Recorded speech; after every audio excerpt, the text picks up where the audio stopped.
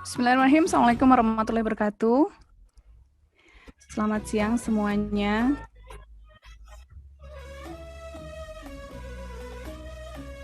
Oke. Sudah mulai banyak ibu-ibu sekarang yang berkumpul, mbak-mbak semua yang berkumpul. Alhamdulillahirrahmanirrahim. Pada kesempatan siang kali ini kita bisa berjumpa lagi dalam acara MEC atau Muslimah Entrepreneur Class yang siang ini kita akan mendapatkan materi yang sangat luar biasa dari Mbak Muri Handayani. Wah, tentu kita sudah tidak sabar ya untuk mendengarkan pemaparan materi dari beliau. Namun agar acara ini mendapatkan banyak keberkahan, kita mulai acara ini dengan pembacaan ayat-ayat suci Al-Quran yang akan dibacakan oleh Ibu Diana Lestari. Silakan, Mbak Diana. Assalamualaikum warahmatullahi wabarakatuh. A'udzu billahi minasy syaithanir rajim. Bismillahirrahmanirrahim. Alif Lam Ra. Kitabun uhkimat ayatuhu thumma fussilat min ladun hakimin khabir. Ala ta'budu illallah. Innani lakum minhu nadhirun wa basir. Wa anistaghfiru rabbakum thumma tubu ilaihi yumatti'kum mata'an hasanan ila ajalin musamman wa yu'ti kulla dhi fadlin fadlah. Wa in tawallaw fa inni akhafu alaikum adaba yawmin kabir. Ilallahi marji'ukum wa huwa ala kulli syai'in qadir. Ala innahum yasnuna sudurahum liyastakhfu minhu. Ala hina yastaghshuna thiyabahum ya'lamu ma yusirruna wa ma yu'linun. Innahu alimun bidzatis sudur. Wa ma min dabbatin fil ardi illa 'ala Allahi rizquha wa ya'lamu mustaqarraha wa mustawda'aha. Kullun fi kitabin mubin.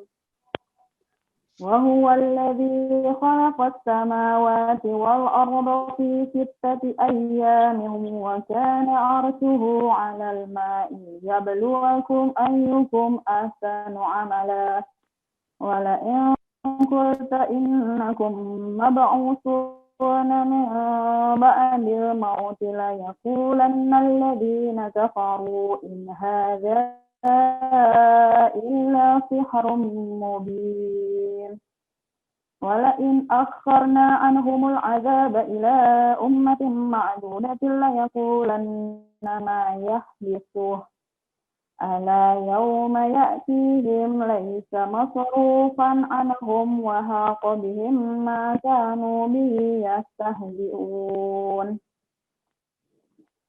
ولئن أذقنا الإنسان منه رحمة ثم نزعناها منه إنه ليئوس كفور ولئن أذقناه نعماء بعد ضراء مسته ليقولن ذهب السيئات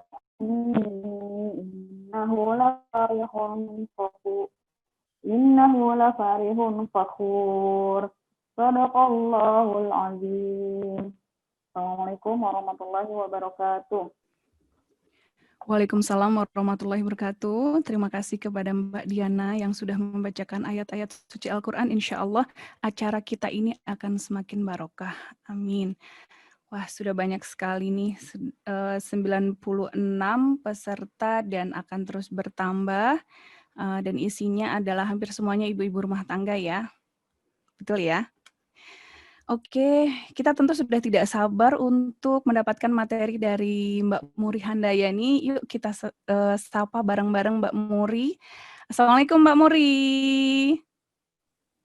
Assalamualaikum Mbak Muri. Waalaikumsalam warahmatullahi wabarakatuh. Wah, Mbak Muri sudah siap. Sekarang berarti ada di Bandung ya, Mbak Muri ya? Iya, betul. Oke. Aduh, kita sangat nggak sabar nih untuk mendapatkan materi dari Mbak Muri. Tak kenal maka tak sayang, mari kita berkenalan lebih jauh dengan sosok Mbak Muri. Siapa sih sosok Mbak Muri ini? Yuk, saya bacakan ya, kurikulum vitae beliau.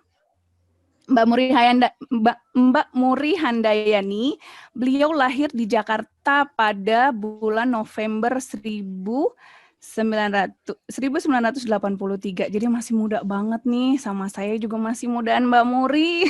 Ternyata Masya Allah. Tapi sangat luar biasa sosok Mbak kita yang satu ini ya.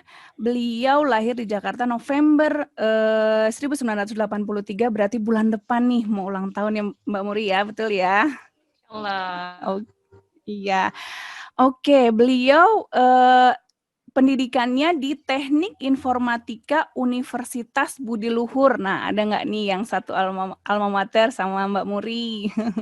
Boleh berikan reaksi, ada reaksi ya di Zoom ini, bisa berikan reaksi, biar rame nih acara ini. Kemudian beliau juga di pendidikannya di TV, jurusan ya Mbak Muri ini ya, TV Radio Announcer Interstudi atau bagaimana nih Mbak Muri? Itu jadi setelah selesai teknik informatika, saya sekolah lagi. Oh, S2 berarti ya Mbak Muri ya? Dua. Oh, oke. Beda jurusan saya. Oke, beda jurusan. Dan beliau berdomisili di Bandung Barat. Nah, beliau adalah seorang ibu rumah tangga sekaligus pejuang yang sangat luar biasa. Beliau seorang wanita inspirasi yang banyak menginspirasi wanita yang lainnya karena sekarang sudah sukses membangun usahanya yang produk-produknya itu sudah ke mancanegara ya Mbak Muri ya. Sebagian mungkin sudah tahu profil beliau ya. Jadi banyak produk-produknya yang sekarang sudah terpasarkan di mancanegara gitu. Ini tetapi bisnis kondisi beliau sekarang tidak dalam sekejap mata atau tidak ujuk-ujuk kalau kata orang Bandung mah ya. Kalau kata orang Sunda mah tidak ujuk-ujuk karena sudah mengalami jatuh bangun 7 kali ya Mbak Muri yang bangkrut ya. Betul, 7 kali. Dan beliau sekarang sudah berhasil membangun ada beberapa brand, diantaranya ada 4 usaha. Ada Rajha, Fashion Muslimah, kemudian ada Yuka, Jasa Konten Kreator, kemudian ada SAO, Sekolah Admin Online, dan SBO, Sekolah Bisnis Online. Masya Allah. Dan kemudian buku-bukunya juga udah banyak banget ini. Nggak gampang loh nulis buku ya. Dan Mbak Muri sudah menulis ada 5 buku. Yang pertama Emak-emak Jago Jualan. Kemudian ada resep ampuh membangun sistem bisnis online. Kemudian mudahnya membuat laporan keuangan. Yang keempat adalah kreatif planner yang kreatif. Luar biasa. Dan move on, Mak. Luar biasa. Oke, kita sudah tidak sabar untuk mendapatkan materi dari Mbak Muri. Sekarang temanya adalah gimana sih kita di masa pandemi ini sebagai ibu rumah tangga, tetapi kita juga bisa berkontribusi atau kita bisa mempunyai daya yang luar biasa walaupun ibu rumah tangga, tetapi gimana sih caranya kita bisa sukses? Yuk kita ikuti langsung materinya dari Mbak Muri. Silakan Mbak Muri. Baik, terima kasih. Bismillahirrahmanirrahim. Assalamualaikum warahmatullahi wabarakatuh. Sehat semua teman-teman ya. Bismillah ya. Insya Allah ini ada yang sambil nemenin anak tidur siang, ada yang masih kerja, ada yang sembari di kantor ya. Bismillah ya. Ini ikhtiar kita untuk nambah ilmu dan itu merupakan nilai ibadah insya Allah. Nah mudah-mudahan yang masih kerja di luar rumah bisa Allah berikan banyak peluang untuk tetap bisa berkarya di rumah ya. sehingga kita tetap bisa lebih dekat sama anak-anak. Yang kedua, nggak perlu terlalu banyak kena polusi. Ini kulit-kulit kita ya.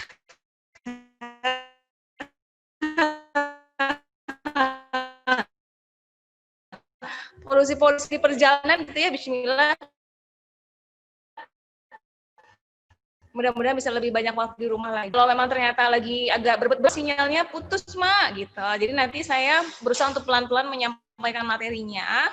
Jadi tidak ada materi yang tertinggal. Siap, Mbak. Nah, Tadi memang sedikit ada agak putus-putus, mungkin karena ini ya sinyalnya di Mbak Muri ya. iya, Insya ya. Allah. Jadi saya akan pelan-pelan sampaikan materinya, mudah-mudahan bisa tersampaikan dengan baik.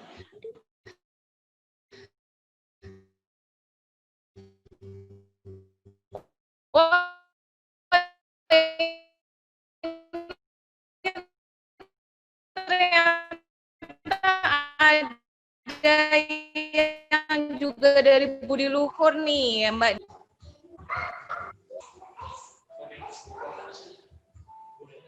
Coba saya ganti.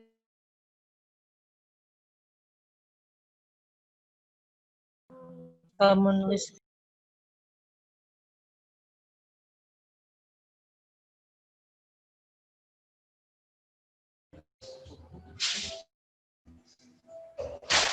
Kita bersabar menunggu Mbak Muri ya. Mungkin beliau sedang mengganti wifi-nya karena tadi bandwidth low. Kita tunggu Di dulu saya ya. sudah mulai sambung lagi. Sudah bisa mendengar suara saya, teman-teman?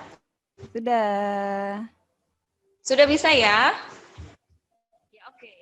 Yuk, sekarang kita share dulu materinya.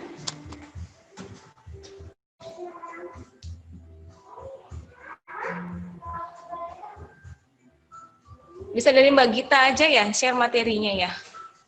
Oke, baik. Ibu Sinta, beliau yang akan men-share.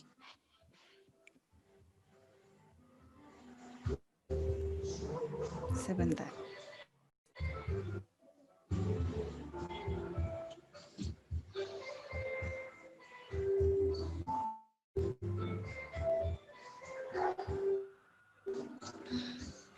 Sudah ter-share Mbak Muri? Oke, baik. Di sini ada nomor handphone pribadi saya. Kebetulan saya lagi buka bikin satu grup.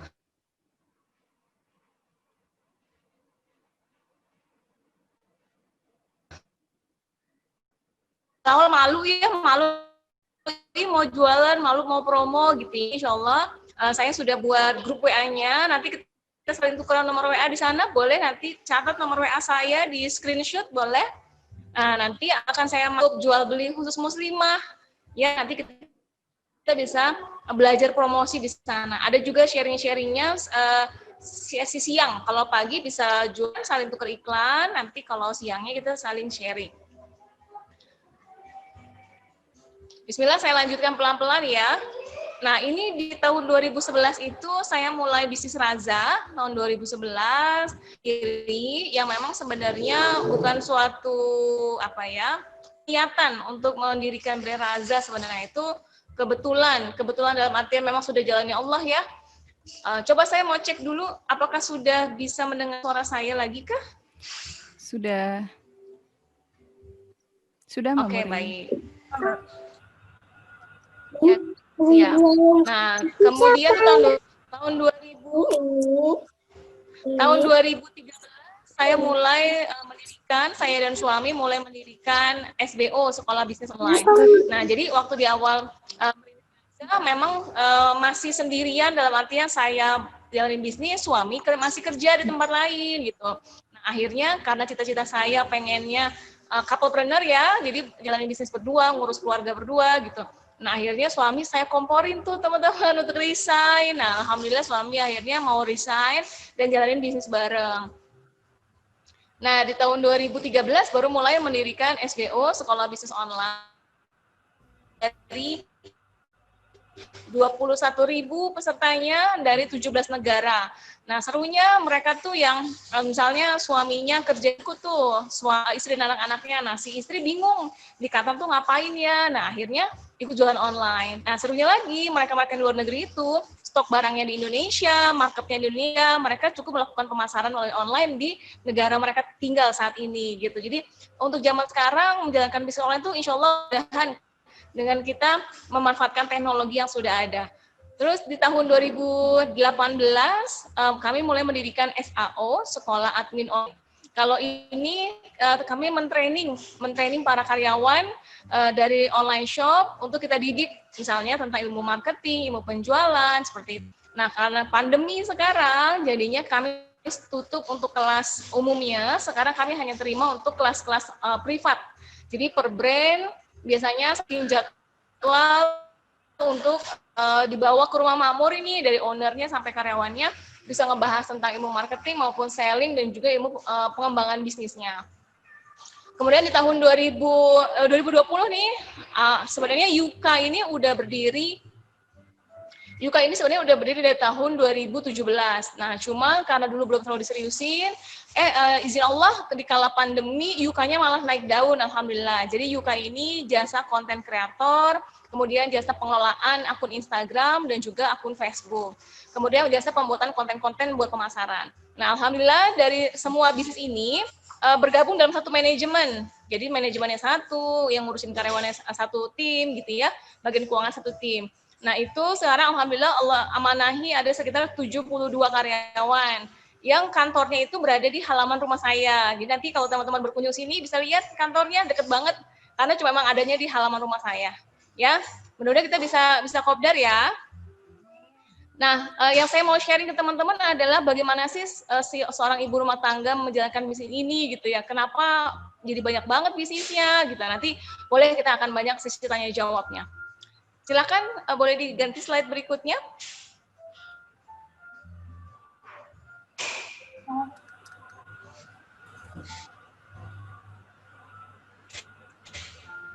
Nah,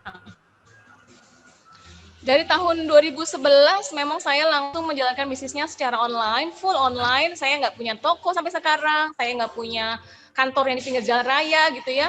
Saya nggak senang ikut bazar-bazar karena bazar itu mahal. Selain mahal, repot ya kan. Udah jagain bazar, bawa anak kecil, lakunya satu, jajannya banyak gitu ya. Biasanya ibu-ibu tuh kalau ngajak anaknya jagain stand bazar gitu ya. Jadi saya nggak suka bazar. Nah, yang bikin saya jatuh cinta sama dunia online adalah angkanya yang begitu fantastis. Apalagi dengan pertumbuhan sekarang ya. Saya mulai dari tahun 2011 aja itu udah full online. Apalagi sekarang yang sangat makin besar potensinya. Nah, ini penggunaan digital di dunia, teman-teman. Ya, di dunia itu pengguna internet di dunia itu ada 4,5 miliar orang. Ya, yang menggunakan internet. Ya, ini awal 2020 nih ya, awal Januari 2020 sebelum pandemi. Ketika pandemi langsung dong meningkat ya penggunaan internetnya. Silakan boleh dilanjut slide-nya.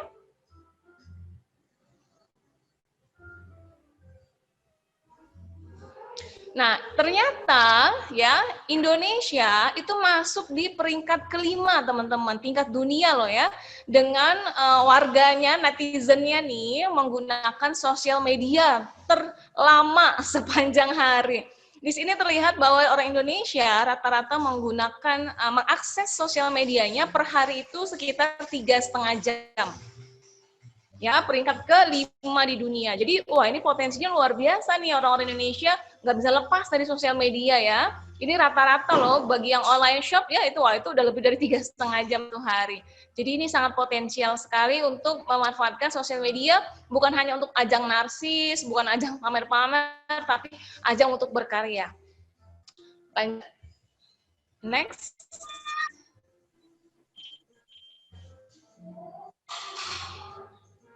Nah, ini di Indonesia. Di data di Indonesia, dari lebih 272 juta penduduk Indonesia yang sudah terakses internet di Januari 2020 itu sebanyak 175 juta orang ya yang pengguna internet. Nah, ini sebelum pandemi, setelah pandemi mau anak sekolahnya online lebih drastis lagi ya angkanya. Anggap saja gini teman-teman, misalnya dari 175 juta ini Ya, 1%-nya saja merupakan potensial customer yang kita punya, ya. Berarti kalau dari 175 juta, berarti ada 1,7 juta calon pelanggannya kita loh, calon konsumennya kita ya. Jadi ini gede banget angkanya. Dan ini bisa diakses tanpa teman-teman harus keluar rumah. Cukup di rumah aja ini bisa teman-teman akses 1,7 juta orang, ya, dengan memanfaatkan smartphone ataupun laptop yang ada di rumah. Jadi potensinya luar biasa banget. Sedangkan kalau bisnisnya offline ya, segimana orang lewat, orang datang, orang menempuh perjalanan, mau macet-macetan ke tempat kita ya kan? Belum lagi ketika cuaca, belum lagi ketika faktor politik, ya kan orang ada lagi ada kerusuhan dan sebagainya, orang males ya pergi offline kayak gitu. Dengan adanya pandemi, wah ini semakin mempersulit orang untuk bisa akses keluar rumah. Jadi mau nggak mau sekarang kita hayu belajar tentang pemasaran online. Next.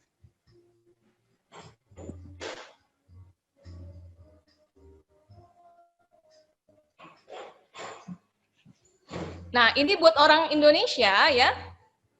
Ini ada nih penggunaan sosial medianya 3,5 jam kurang lebih ya. Dengan menggunakan kalau internetnya itu hampir 8 jam dalam waktu 1 hari. Mungkin juga untuk mengakses hal-hal yang lain. Nah, sedangkan untuk sosial medianya itu kurang lebih sekitar 3,5 jam. Orang Indonesia berarti kita sebagai penjual ya, oh berarti kira-kira jam berapa aja nih yang potensial calon target market kita menggunakan sosial medianya. Dan di waktu-waktu itulah yang kita gunakan optimal untuk melakukan pemasaran. Itu, lanjut. Saya akan jelaskan singkat saja karena saya pengennya banyak sesi tanya jawab. Nah, ini dia jawara sosial media ataupun platform yang sering digunakan sama penduduk Indonesia. Yang pertama adalah YouTube, teman-teman.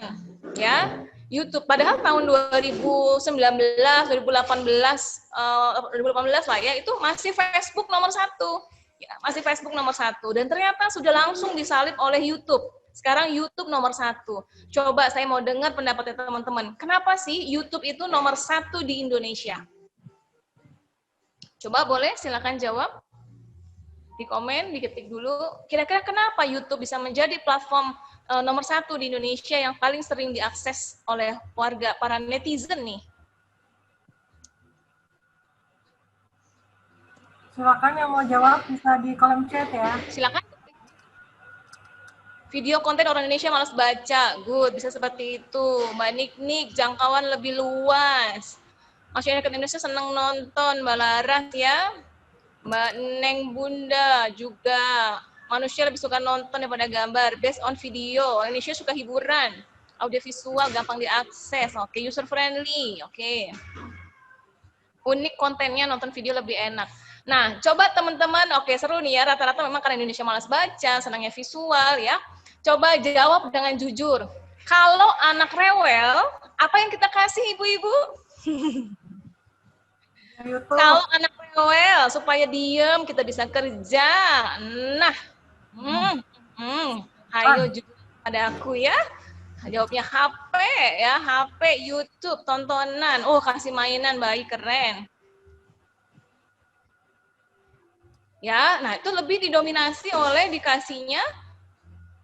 Nah, nggak perlu sign in, langsung bisa nonton, betul ya. Banyak juga yang akhirnya mengakui dosa bersama ya Bu ya, bahwa ketika anak rewel, kita lagi banyak cucian, mau nyetrika, mau jualan, akhirnya anak kita kasih YouTube. Nah itulah kenapa orang Indonesia bisa membuat YouTube nomor 1, karena kelakuan ibu-ibu itu, kelakuan kita.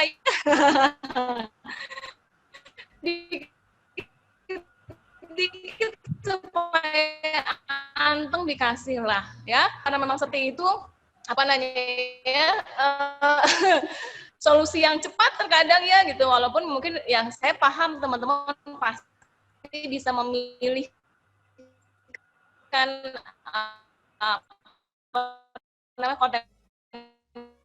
konten yang sangat bermanfaat ya buat anak-anak. YouTube itu akses yang sangat nenek-nenek ke kakek lah kayak gitu ya. Nah, jadi dengan range usia yang sangat luas. Kedua,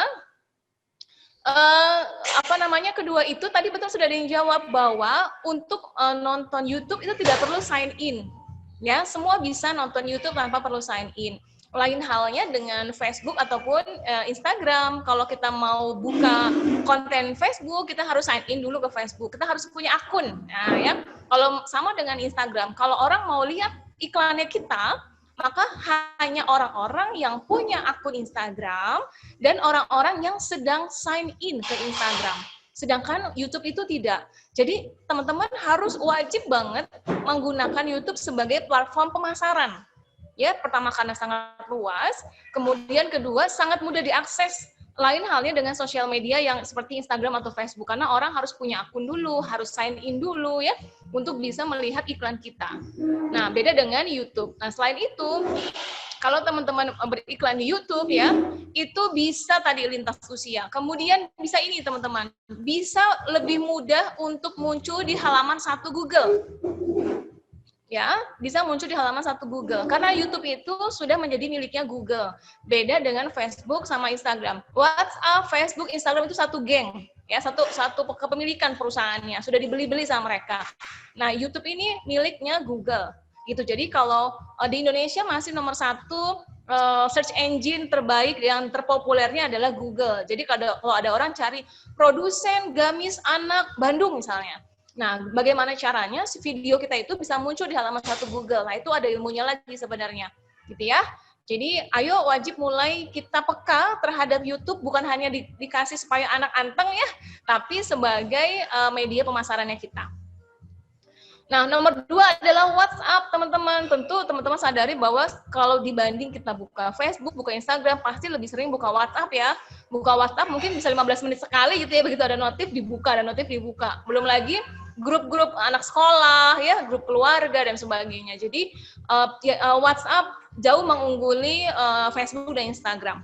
Maka, goal dari pemasaran teman-teman yang memasarkan di YouTube, Facebook, Instagram adalah, goalnya adalah mendapatkan sebanyak-banyaknya kontak WA gitu. Jadi kalau ada grup-grup WA, teman-teman ikut silaturahim di sana. Kemudian perbanyaklah kontak WhatsApp-nya dan lakukan silaturahim. Ya, itu goalnya. Nah, yang ketiga ada Facebook, ada Instagram. Nah, yang juga teman-teman harus sudah mulai adaptasi adalah TikTok. Nah, keren ya? TikTok udah mulai merangkak naik nih ya. Walaupun masih agak jauh padahal, tapi nanti kira-kira menurut perkiraan saya ini akan sangat cepat sekali pertumbuhannya TikTok. Jadi di TikTok juga sekarang sudah ada yang namanya TikTok for Business. Jadi akan ada TikTok Ads seperti itu.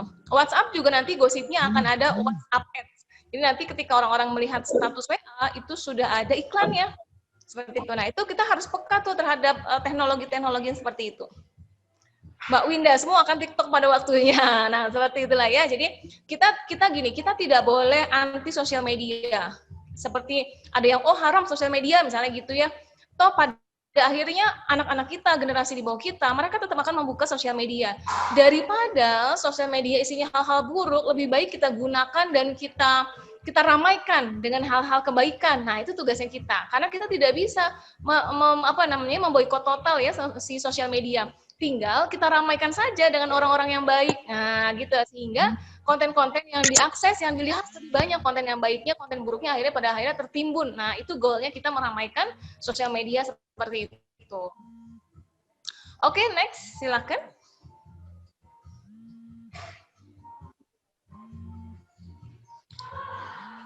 Nah, ini untuk Instagram.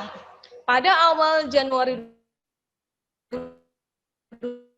20 ya, pengguna 23 juta. Nah, ini menurut saya ini sekarang sudah jauh melampaui ini ya, dengan pertumbuhan sekarang sudah di Oktober 2020, ini sudah bisa di atas 100 juta akun. Ya, jadi sangat besar sekali potensinya kalau teman-teman menggunakan Instagram sebagai platform pemasaran ataupun platform dakwah gitu ya, untuk kita syiarkan hal-hal kebaikan. Lanjut.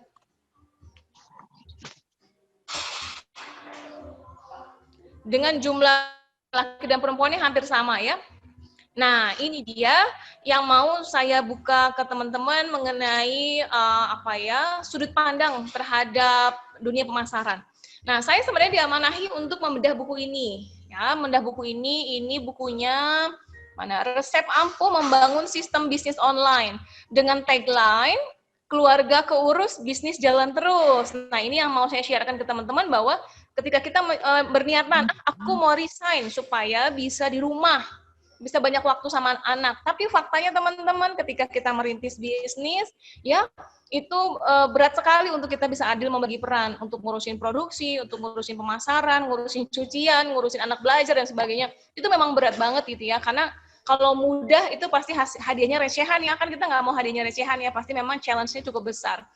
Nah, di buku ini tagline-nya keluarga keurus, bisnis jalan terus. Nah, ini yang saya mau share ke teman-teman bahwa ketika kita berkarya, ayo berjuang untuk bisa adil membagi peran, walaupun untuk bisa adil itu butuh perjuangan yang luar biasa. Sampai sekarang saya masih berjuang untuk bisa bagaimana sesudah itu ya. Baca dulu deh teman-teman, dari sekian banyak orang yang sudah daftar nih 122 orang, siapa yang sudah menjalankan bisnis dan sudah memiliki karyawan. Boleh ketik di komen silakan. Yang belum pun komen saja belum gitu ya, biar saya tahu perkiraan berapa banyak yang sudah punya karyawan. Bagi yang belum silakan ketik belum, jika sudah tolong sama jumlah karyawannya ada berapa? Karyawan 1. Belum, masih kerja kantoran. Sudah ada tapi karyawan belum. Sudah 2 karyawan, 3 karyawan, 11 karyawan. Wih, udah 11 karyawan tuh. Mbak Lina 1 tim produksi. Mbak Rina 2 freelance. Masih kerja sendiri. 15 karyawannya. Wow, ada yang udah 15 tuh ya. Ada yang sudah usaha belum punya karyawan. Baik. Nah, dimayoritasi oleh belum ada karyawan ya. Ada yang sudah 1, 2, 3, ada yang 15 tadi ya. Belum ada karyawan. Baik. Oke. Admin online 3. Ada Mbak Margareta sudah 7 karyawannya. Alhamdulillah. Belum ada karyawan. Oke. Nah, bagi yang belum ada karyawan ya, kita sudah lanjut pertanyaannya. Bagi yang belum ada karyawan, apa yang membuat teman-teman untuk ragu merekrut karyawan? Coba jawab. Yang belum ada karyawan, kenapa ragu ataupun belum action untuk rekrut karyawan? Coba. Beri penjelasan sesuai dengan versinya masing-masing aja.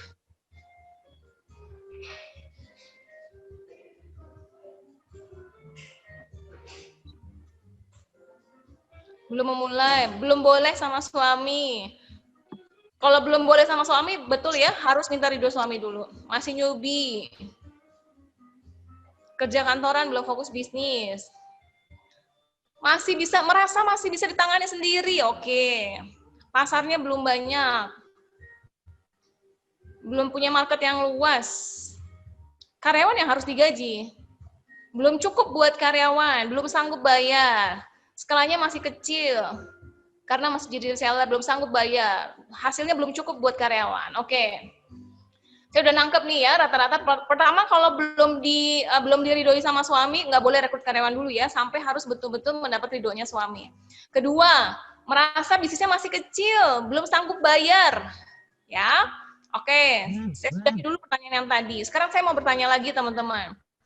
Kalau teman-teman nih ya, kita sebagai ibu rumah tangga, belum ngurusin cucian, ngurusin anak, masak, PR-nya anak sekolah gitu ya, belum harus menemani suami gitu ya. Nah, berarti kan kita paling seserius-seriusnya kita menjalankan bisnis online, kita hanya mampu mengalokasikan waktu 2 jam. Ya, 2 jam optimal lah misalnya, 2 atau 3 jam misalnya, 2 atau 3 jam. Kalau anak sakit, kita nggak bisa melakukan bisnis. Kalau suami sakit, kita nggak bisa melakukan bisnis. Ada yang lagi lahiran, ya, pindahan rumah misalnya. Wah, itu udah tidak akan mungkin untuk kita bisa ngurusin bisnis. Sehingga pada akhirnya bisnisnya jadi on off gitu ya. Nah, lain halnya kalau teman-teman rekrut karyawan misalnya. Ya, teman-teman rekrut karyawan. Berarti kita punya waktu 3 jam satu hari sebagai owner. Lalu karyawan kan kerja 8 jam. Satu hari ya, anggaplah istirahat, briefing dan sebagainya, sisa 7 jam kerja. Ya, jadi 3 jam kerja ditambah 7 jam kerja ya, berarti ada 10 jam. Coba menurut teman-teman, kerja yang 3 jam dengan kerja yang 10 jam, ya, karyawan itu kan digaji dulu atau dibayar dulu? Tentu teman-teman sepakat bahwa karyawan itu kerja dulu baru dibayar, betul ya? Jadi selama 1 bulan ya 26 hari kalau teman-teman kerja sampai hari Jumat, ataupun 22 hari ketika teman-teman kerjanya sampai hari Jumat aja, kalau 26 hari berarti sampai hari Sabtu, kalau 22 hari berarti sampai hari Jumat. Maka dengan waktu 3 jam dibanding waktu 10 jam ya dalam waktu 1 bulan, kira-kira omsetnya naik atau turun? Coba jawab di komen. Kalau kita sendirian kan kita kerja 3 jam, ya. Kalau ada karyawan jadi kerja 10 jam. Karyawan kerja dulu, baru digaji. Omset naik apa turun? Naik, up. Wah. Naik. Sih. Ada sihnya tuh. Insya Allah naik. Oke. Ketika omsetnya naik, bisa dong bayar karyawan, benar nggak? Insya Allah bisa, ya. Karena kan gini, jadi mindset teman-teman yang harus diubah bahwa kita nih ibu rumah tangga, lain halnya bapak-bapak lah ya, bapak-bapak tuh mesti bisa full time ngurusin bisnis ya. Kita nih ya, gimana caranya? Nah itu setuju Mbak Ayi tuh, kalau nggak ada karyawan orderannya 10, kalau ada karyawan bisa 100, karena jelas 3 jam dibanding 10 jam itu kan udah berapa kali lipat tuh ya perbedaan kinerjanya gitu ya. Berarti memang sebenarnya teman-teman hanya butuh keyakinan dan butuh persiapan aja untuk bisa membesarkan bisnis. Lain halnya kalau bapak-bapak nih kerja sendirian ya, itu mungkin bisa full time, bisa 10 jam sehari ya, karena urusan yang lainnya bisa diserahkan sama istri gitu ya. Nah, sedangkan kita sebagai ibu rumah tangga, kita punya amanah-amanah lain yang harus kita tunaikan. Nah, alhasil kalau mau rekrut karyawan nunggu bisnisnya besar, kapan besarnya gitu. Karena memang nggak ngurusin bisnisnya disambi sesempatnya, sebisanya gitu ya. Dan juga kalau gadget nggak berebutan sama anak kan gitu masalahnya kita. Jadi hayu ubah mindsetnya bahwa bisnis itu bisa besar kalau jam kerjanya juga besar gitu. Jam kerjanya banyak, omsetnya banyak kalau jam kerjanya banyak. Coba kita akan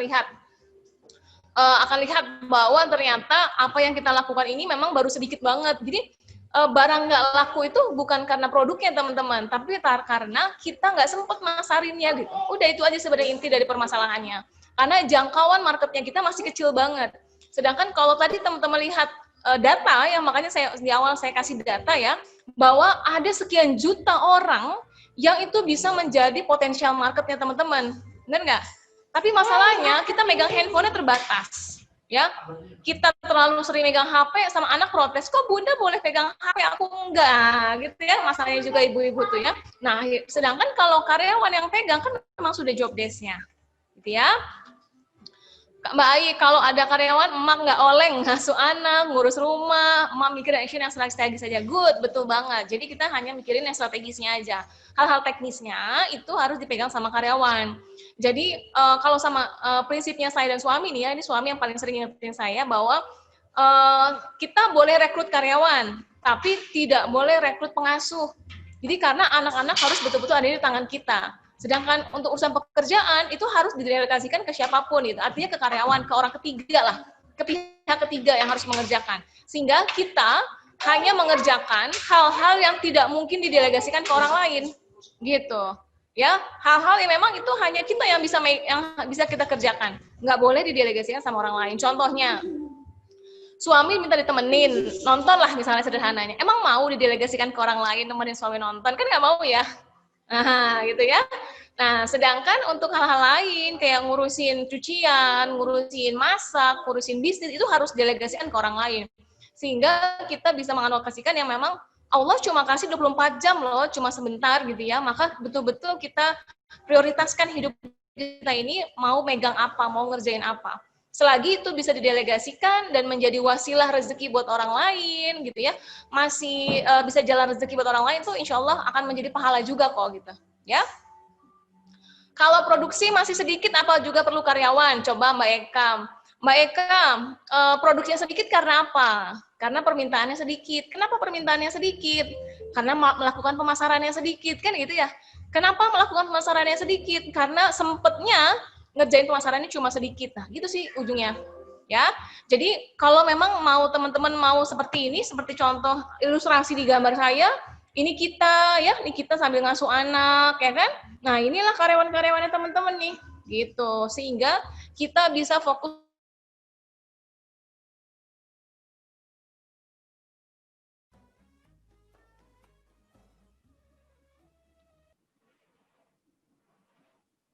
Freeze ya, mungkin ada gangguan sinyal di Mbak Muri, kita tunggu sebentar. Saya coba kontak Mbak Muri di WA ya.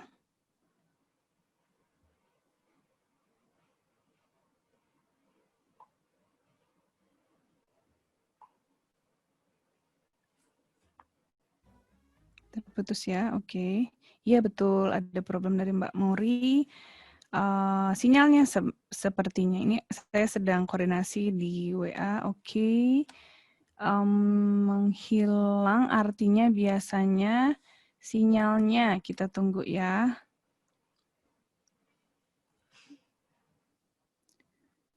Sebentar, biasanya nanti dia reconnecting. Oke, jadi ibu-ibu semua, tadi Mbak Muri sudah menyampaikan kepada kita tentang mindset. Kenapa sih, kalau tadi kata Mbak Muri, bagi ibu-ibu atau mbak-mbak yang masih bekerja, mudah-mudahan, gitu ya tadi ya kata Mbak Muri, mudah-mudahan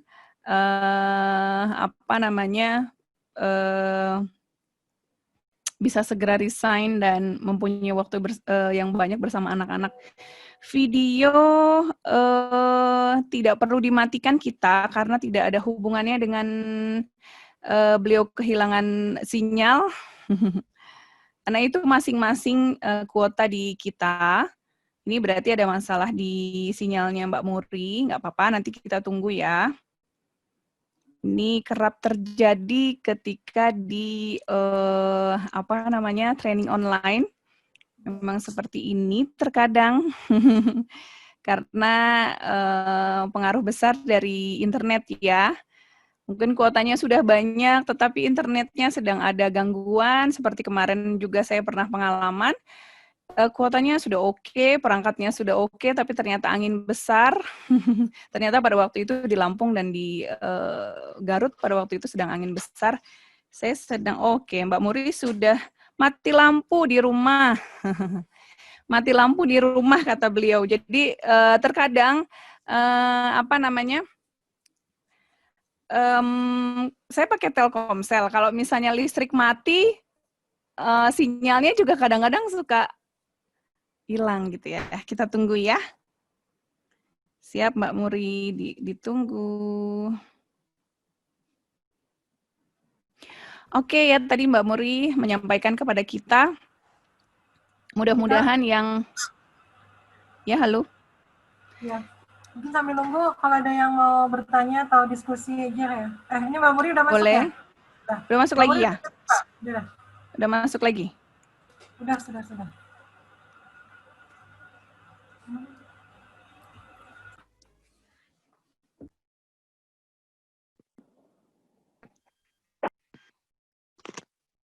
Oke. Ya, intinya adalah biar memberikan mindset kepada kita untuk kita menjadi seorang pedagang ya. Seperti kita ketahui bahwa Mati lampu di sini teman-teman. Sudah datang kembali Mbak Muri. Gak apa-apa. Adakah yang sudah bisa melihat saya dan mendengar? Di sini mati lampu. Oh ya, sudah ini Mbak akhirnya Muri pakai story. HP nih. Coba ada yang sudah Pakai bisa mendengar ya. saya kah? Udah, saya sudah bisa mendengar dan sudah bisa melihat. Mbak.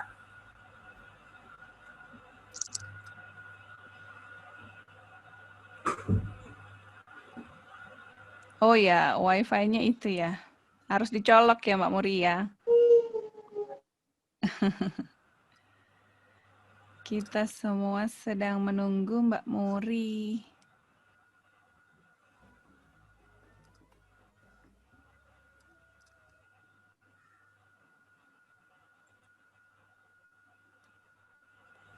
Mbak Murinya. Halo Mbak. Coba tes lagi. Kalau sekarang oh ya, oke, sudah terlihat. Sudah ya? Ya, iya, lampunya tiba-tiba turun, wifi mati, semua mati ya. Oke. Bisa dilanjutkan Mbak Muri. Ya, qadarullah. Ya, baik. Nah, Jadi gini teman-teman ya, tadi kan kalau dilihat tadi bahwa gimana sih kenapa bisnis kok nggak maju-maju ya kalau gini-gini aja, karena memang jam kerjanya kita gini-gini aja. Nah ini kan kayak gini nih, di rumah sambil dia anak-anak berkeliaran gitu ya, tapi seru banget kok. Bahwa memang ya walaupun dikintilin terus, tapi ya memang sudah dunianya kita ya, kan belum kita kan nggak juga selamanya sama anak-anak ya. Jadi mumpung anak-anak masih kecil ya diusahakan memang sesering mungkin sebanyak mungkin waktu kita sama mereka. Nah, teman-teman harus pahami leads enter funnel ini. Ya, yang warna merah itu adalah kategorinya hot. Nah, artinya di sini bisa kita sebutkan bahwa dia sudah menjadi pelanggannya kita. Ya, dia pelanggannya kita. Nah, yang warm ini, yang anget-anget nih, ya, yang warm anget-anget, di sini kategorinya adalah dia memang sudah kenal sama kita, ya, sudah tahu kita, tapi belum apa namanya ya, belum yakin bahwa akhirnya mau transaksi sama kita. Nah, yang dilakukan sama teman-teman konten-konten iklannya, ketika konsumennya ada di kuning, ya, yang harus teman-teman lakukan adalah repetisi atau pengulangan, terus aja ngiklan. Permasalahannya, teman-teman yang kita nih ibu rumah tangga, kadang iklan, kadang enggak, gitu kan, kadang sempet, kadang enggak. Sedangkan dalam dunia bisnis, kalau emang mau serius, pengen sukses, pengen bisa sebesar, nggak bisa. Bisnisnya tuh hanya postingnya sesempatnya atau sesekali. Coba saya mau tes lagi. Siapa yang di sini tidak kenal dengan Indomie? Siapa yang tidak kenal dengan Indomie? Coba, saya mau baca komennya.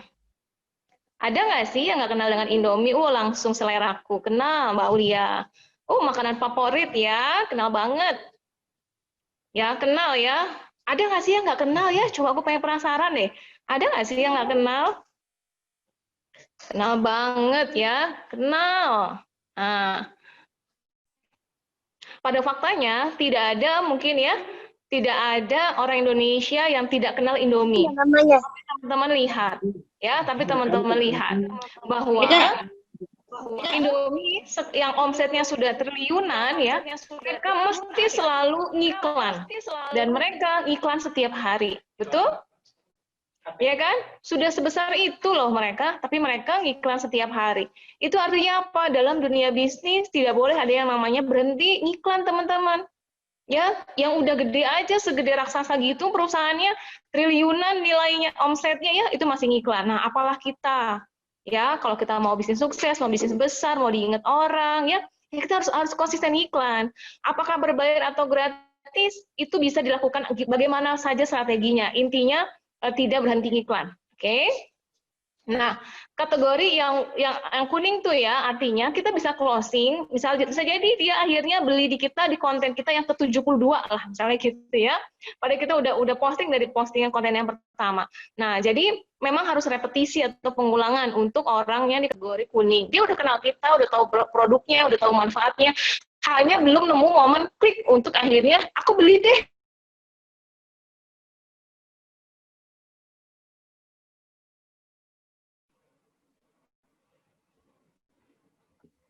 Terputus lagi ya.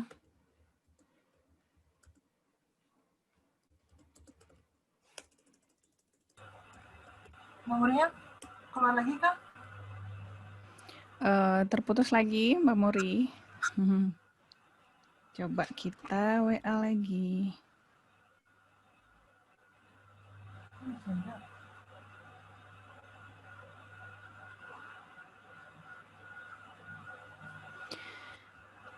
Ya, jadi tadi Mbak Muri mengatakan bahwa yang pertama mindset ya. Tadi Mbak Muri sudah memberikan mindset kepada kita, kemudian mengatakan bahwa kenapa sih bisnis kita nggak maju-maju, ternyata karena jam terbangnya yang masih rendah.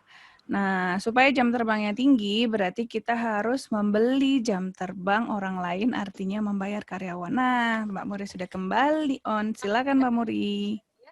Insya Allah, kita sedang diuji kesabaran ini, nggak apa-apa, tenang aja.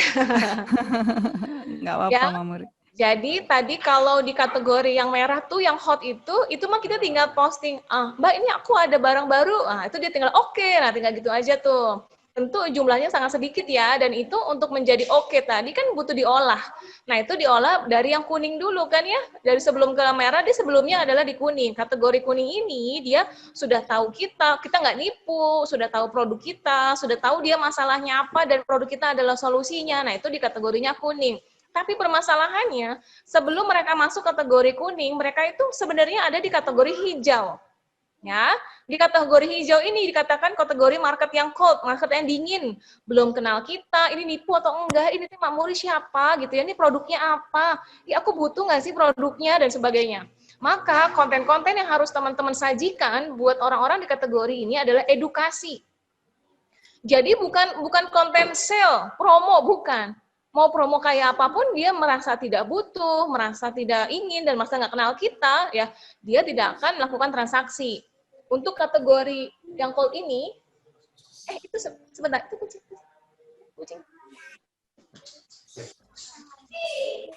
Itu untuk mereka di kategori hijau ini ya. Nah, itu kita harus konsisten mengunggah konten-konten yang sifatnya edukasi, teman-teman. Jadi sabar, mengedukasi dulu. Nah, ketika mengedukasi, dia sudah mulai paham, oh oke, permasalahan saya adalah ini, ternyata saya butuhnya ini. Nah, dari situ kita masuk ke, berarti dia sudah ada di kategori kuning. Ketika di kategori kuning, ya harus konsisten banget hitung iklannya. Sampai akhirnya mereka menjadi kategorinya yang hot. Nah, ketika kategori hot misalnya, teman-teman mau hari ini ada 10 orang yang transaksi. Ya, teman-teman mau 10 orang yang transaksi. Artinya, kalau teman-teman mau ada 10 orang yang transaksi, apakah 10 orang yang chatting ke teman-teman pasti 10 orang itu beli? Coba jawab ya. Coba jawab, apakah kalau ada yang mau beli 10 orang nih, teman-teman cukup chatting ke 10 orang aja dan pasti 10-10-nya beli? Nah, tidak. Wah, Mbak Kurnia cepet nih jawabnya nih ya. Tidak ya, belum tentu gitu ya. Jadi ada bahkan dari yang beli dengan nggak beli banyaknya yang nggak beli ya gitu ya. Nah, tingkat beli atau nggak beli ini selain dari produk tentu juga dipengaruhi oleh kemampuan skill komunikasinya kita ke calon konsumen gitu ya. Jadi misalnya teman-teman hari ini mau closing 10 orang, 10 transaksi. Nah, artinya kalau teman-teman mau 10, kita menggunakan hukum Pareto aja, yaitu misalnya kalau mau beli 10, teman-teman harus chatting ke 100 orang. Gitu. Nah, artinya dari 100 chat, teman-teman ada 10 orang yang akhirnya berhasil closing dan bayar hari ini. Itu berarti kemampuan conversion rate teman-teman itu ada di 10%. Ya, Paretonya di 10%. Maka ketika ada orang yang mau beli 10, yang chattingnya 100, apakah semua orang yang melihat iklan kita pasti chatting? Nah, pertanyaannya benar nggak? Apakah orang yang melihat iklan kita pasti chatting? Belum tentu. Begitu dia lihat iklan kita langsung di-scroll-scroll aja kan? Nah, artinya kalau mau ada 100 orang yang chat ke kita, iklan teman-teman harus dibaca oleh 1.000 orang. Tuh, ya, harus dibaca oleh 1.000 orang. Kalau teman-teman mau iklannya dibaca oleh 1.000 orang, maka iklan teman-teman itu harus menjangkau 10.000 orang.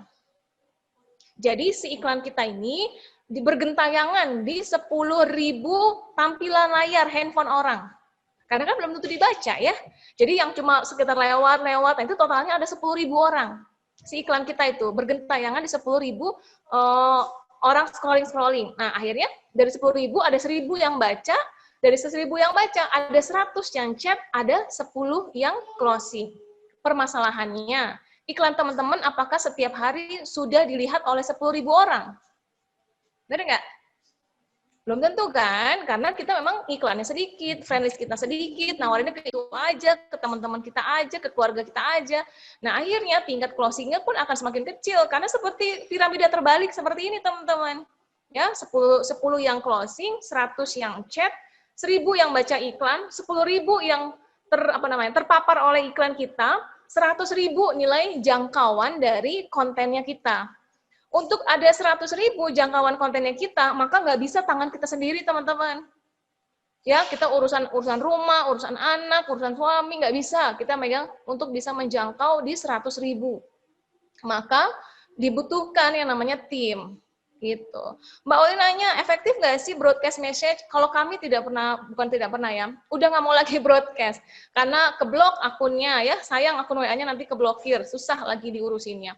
Jadi kami menggunakan pasukan-pasukan. Itulah kenapa tim saya ada 72 orang, yaitu karena supaya bisa menjangkau banyak orang, banyak tangan yang ngebantu saya. Sehingga goalnya apa yang diimpikan saya dan suami adalah punya kebebasan waktu dan kebebasan finansial. Kan maunya seperti itu ya, walau tidak mudah karena emang harus diperjuangkan banget gitu. Jadi bukan tidak mungkin seorang ibu rumah tangga itu bisa sukses bisnis, mungkin. Tapi bukannya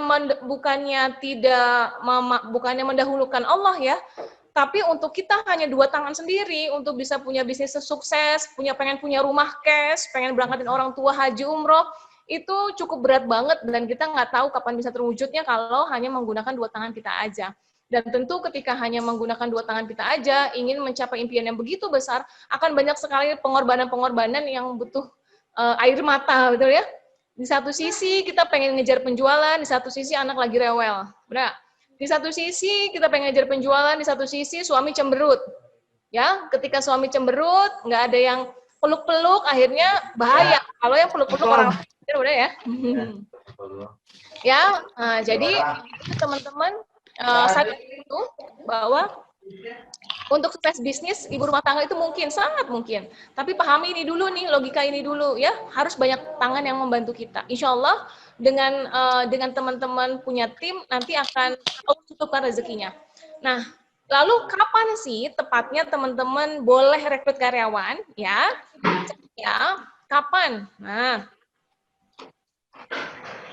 ya catat kapan kita sudah boleh rekrut karyawan. Yang pertama, teman-teman sudah paham ilmu jualan.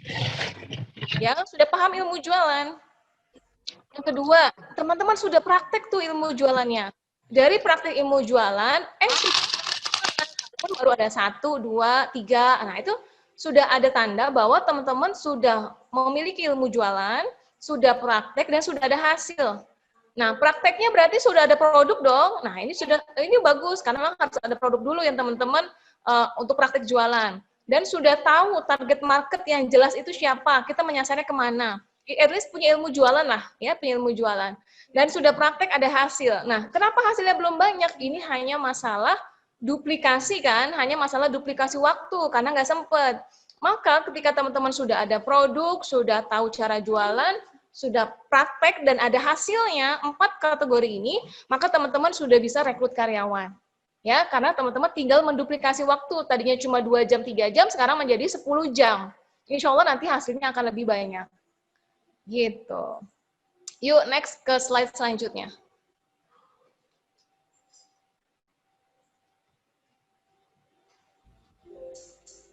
Nah, pahami juga ini teman-teman, jadi bisnis itu bukan sesuatu yang magic ya. Bisnis itu matematika banget, bisnis itu sesuatu yang logika. Ya, sangat bisa diukur dan sangat bisa dikejar, kemudian sangat bisa dibesarkan ataupun ditutup, itu sangat mungkin gitu. Artinya orang lain bisa sukses, teman-teman juga pasti bisa sukses, tapi pahami dulu rumus yang ini. Kalau tadi pahami bahwa untuk menjadi closing bukan ujuk-ujuk langsung iklan ke 10 orang, closing 10 kan enggak ya, pahami yang tadi polanya, ada yang hot, ada yang warm, ada yang cold, ya. Nah, sekarang teman-teman ini rumus bagaimana kita menciptakan omset.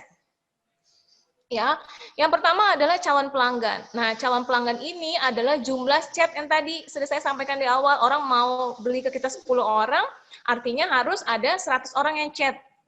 Ya, 15 menit lagi materi saya ya, oke. Nah, ada calon pelanggan ya.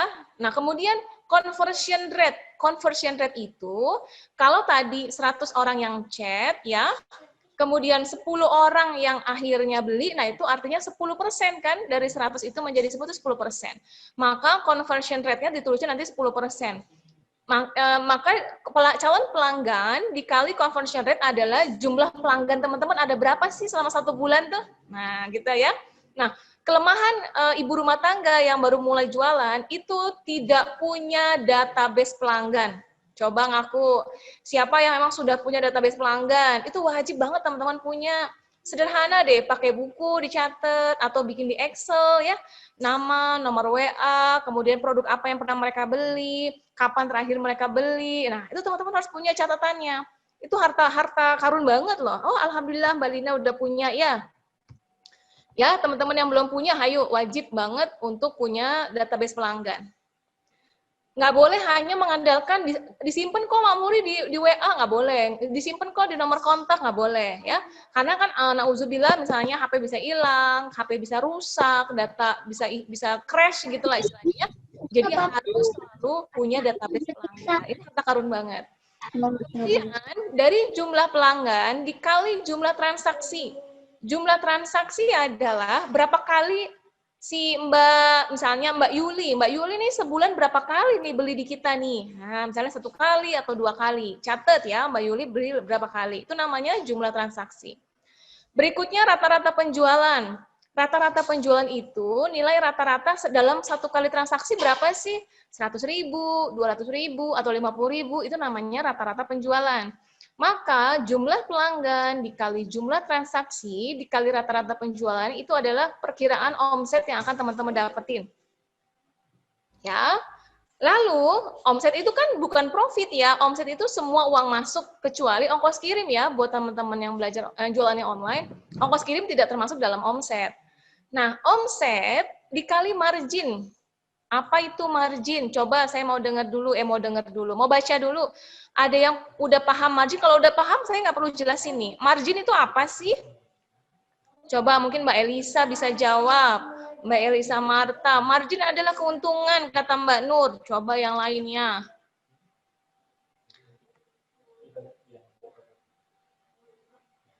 Profit.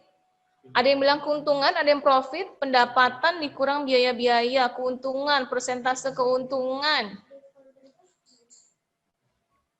Wah, persentase keuntungan. Oke, saya sudahi dulu ya jawabannya. Saya anggap ini mewakili teman-teman yang lain. Dan jawabannya adalah salah. Ya, yang betul Mbak Ida Lubis. Nah, yang betul Mbak Ida Lubis nih. Untung ada Mbak Ida Lubis nongol ya. Jadi margin adalah selisih teman-teman, bukan profit. Betul ya, bukan profit. Jadi omset misalnya, teman-teman jualan barang 100.000, teman-teman beli barang dari supplier 70.000. Berarti margin adalah sih 30.000 itu. Nah, 30.000 itu bukan profit teman-teman, itu adalah margin. Nah, margin ini yang seringkali kita, apalagi omset ya, ada yang menganggap omset itu keuntungan begitu di rekening, wah uangnya banyak gitu ya, closingnya 1, jajannya 2 kali. Mbak Muri, kenapa sih barang aku habis, uangnya habis? Nah, itu tadi karena merasa semua uang yang dimiliki adalah profit gitu ya. Pada akhirnya ujung-ujungnya minta suami lagi, ayah modalin dong, nah, minta suami lagi ya, kayak gitu terus ya. Jadi margin itu adalah selisih ya teman-teman. Nah, dari margin nanti itu baru dikurangi biaya-biaya, biaya listrik, internet, penyusutan alat, kemudian ada biaya gaji karyawan, gajinya kita sebagai owner online shop digaji ya. Kan kita kan juga masih kerja, jadi kita jangan ambil profit, tapi kita sistem gaji aja. Kemudian nanti selisihnya, sisanya kalau dari margin sudah dikurangin biaya-biaya, jika ada sisanya, itu baru namanya profit. Kalau ada sisanya, ya mudah-mudahan ada banyak terus profitnya ya teman-teman ya. Coba next slide. Slide terakhir mungkin ini, nah ini contohnya. Masih ada 2 lagi slide-nya kalau nggak salah. Ini contohnya ya, misalnya ini per bulan. Nah, misalnya dari 20 hari kerja, 1 harinya 200 lah ya. Di tim kami kalau dalam waktu 1 hari dalam kondisi sepi itu chatnya 100 per orang per CS. Kalau rame itu sekitar di 400 chat per hari per orang. Chat CS saya itu total itu ada sekitar 9 atau 10 orang gitu CS-nya ya. Dari tadi 72 karyawan itu CS-nya ada sekitar 10 orang. Nah, conversion rate itu 25%. 25% itu misalnya dari 4.000 berarti ada 1.000 pelanggan yang akhirnya closing dalam waktu 1 bulan. Nah, kenapa dia bisa angka 25%, kenapa 10%, kenapa 15%? Itu juga dipengaruhi oleh kemampuan dari skill komunikasinya, cara jawab chatnya. Mbak, jadi order nggak? Nah, nggak boleh kalimatnya kayak gitu ya. Nah, saya rekomendasikan teman-teman untuk belajar ilmu komunikasi. Jadi nanti bisa ngerayu-ngerayu konsumen tuh, yang akhirnya mau closing. Kemudian dari jumlah pelanggan 1.000, misalnya sebulan 2 kali transaksinya. Ya, berarti kalau di ranahnya jumlah transaksi, teman-teman harus pilih-pilih betul supplier. Pilih produk yang dijual. Kalau kita jualan rumah, masa iya orang sampai repeat order sebulan 2 kali beli rumah, kan enggak ya? Nah, itulah yang dilakukan sama perusahaan Harley Davidson. Harley Davidson kan jualannya, contohnya Harley Davidson kan jualannya motor. Masa sih orang beli motor sampai sebulan 2 kali gitu ya? Bahkan setahun 2 kali juga itu jarang gitu ya. Nah, bagaimana sih caranya supaya orang akhirnya beli lagi? Yang dilakukan adalah dengan menciptakan produk atau teman-teman cari supplier lain. Jadi kalau tadi ada yang nanya, boleh nggak sih Mbak Muri jualan palu gada? Saya akan mengatakan boleh. Ya, selama produk yang teman-teman jual itu masih dalam kategori satu target market. Ya, jadi teman-teman ibaratnya kayak Ramayana gitu, Ramayana, Carrefour, Indomaret, ya kita sebut aja mereknya di sini ya. Jadi kalau misalnya hari ini dia belinya sabun mandi, nah besok dia belinya minyak goreng, gitu. Itulah kenapa yang dilakukan sama Harley Davidson, yang awalnya dia hanya jualan motor, kemudian kan dia butuh transaksi penjualan kan, akhirnya jualan helm, jualan jaket, jualan kaos, buff, kacamata dan sebagainya. Itu strategi perusahaan untuk meningkatkan jumlah transaksi gitu. Jadi kalau teman-teman jualan mukena, nah kan orang nggak beli mukena sebulan 2 kali ya. Jadi teman-teman jualan gamis, jualan kerudungnya, jualan manset, jualan skincare itu boleh. Selama sekali lagi dalam satu target market yang sama. Jadi jangan sampai satu barang untuk kelas menengah bawah, satu barang kelas menengah atas. Oh itu nggak bisa. Karena kita tidak bisa menawarkan ke pelanggan yang sama. Di sini yang dimaksudkan harus pelanggan yang sama ya, dengan orang yang sama. Tadinya dia belinya Bimoli, berarti kita tawarinnya Rinso. Nah, misalnya kayak gitu ya, dengan di kelasnya yang sama. Kemudian, bawahnya ada rata-rata penjualan. Nah, yang tadinya kita hanya jual satu barang, tapi karena komunikasi kita bagus, ih Mbak ini sekilo masih muat loh satu kerudung lagi, gitu kan jadi hemat ongkir. Nah, akhirnya tadinya cuma beli kerudung satu, akhirnya beli kerudung 2. Kemudian juga dengan banyaknya kita varian produk, akhirnya jadi tadinya cuma beli satu, jadi sekalian beli bros, sekalian sama beli manset, dan sebagainya. Ini berpengaruh ke rata-rata penjualan. Coba aku mau tanya sama Mbak Yuli deh. Ya Mbak Yuli yang background-nya warna pink, Mbak Yuli ye. Boleh dibuka sebentar saja, 1 menit saja. Mbak Yuli ye. Nah, bisa nggak Mbak yang merasa Mbak Yuli ye dan background-nya pink, belakangnya kerudungnya coklat? Nah, sudah terbuka ya, Mbak Yuli. Mbak Yulinya belum. Tapi belum di-unmute ya. Silakan di-unmute Mbak Yuli. Unmute. Nah, Mbak Yuli tadi sudah. Mbak Yuli tadi sudah.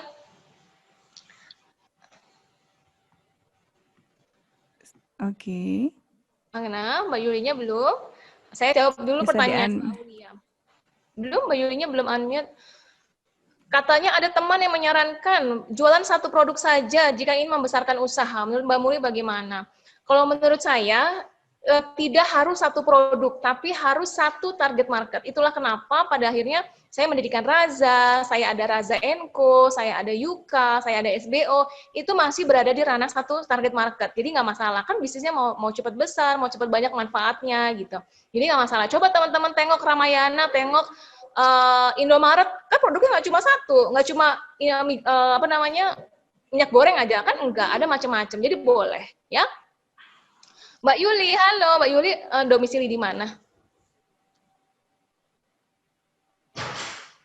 Mbak Yuli, sudah dibuka mic-nya? Boleh jawab, sayang?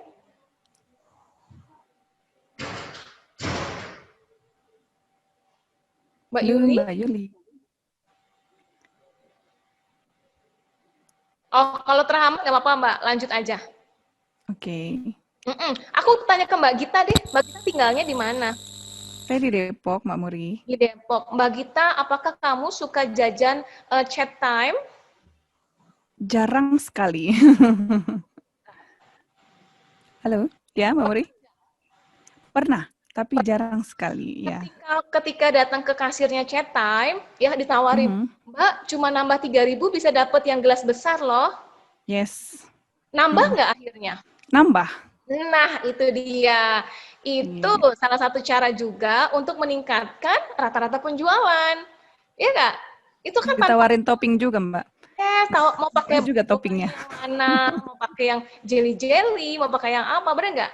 Nah, itulah strategi untuk meningkatkan rata-rata penjualan. Yang tadinya gelasnya kecil, ditawarin yang besar. Ya, nah betul Mbak Diana, ada juga Alfa tebus murah, gitu ya. Yang tadinya cuma nggak beli cuma beli satu, akhirnya jadi beli Tango. Kalau saya ingat banget tuh ya, suka ada Tango, suka ada minuman. Nah, itulah strategi bisnis untuk meningkatkan rata-rata penjualan. Iya, bayangin teman-teman di chat time ya, dengan cuma nambah 3.000, tapi dikali sekian ribu outlet, ya benar, sekian banyak kota, wah itu langsung omsetnya naik sekian miliar. Nah, ayo kita juga sebagai pebisnis, kita harus pikirin, ketika satu konsumen transaksi sama kita, jangan biarkan dia transaksinya sedikit ya, rayu lagi untuk upselling, gitu. Makanya kalau tadi dibilang, apakah harus satu produk saja? Oh tidak, boleh macam-macam produk, selama produk tersebut digunakan oleh orang yang sama, di pelanggan yang sama, seperti kita mikirin Alfamart gitu loh, ya. Nah, betul. Mbak Gita, upselling. Kalau upselling tadi yang dilakukan sama chat time. Kalau cross selling itu dilakukan sama Indomaret. Jadi kalau upselling, misalnya beli kentang yang ukuran kecil ke ukuran besar. Nah, itu upselling. Kalau tadinya jualan burger, kita tawarin kentang, itu namanya cross selling. Tadinya kita jualin kerudung, kita tawarin lipstick, nah itu cross selling. Pada akhirnya ketika kita jualan kerudung, boleh sambil jualan lipstick, karena itu masih satu target market, itu namanya cross selling. Pada akhirnya omsetnya bisa naik, teman-teman. Gitu. Tadi ada juga yang bertanya,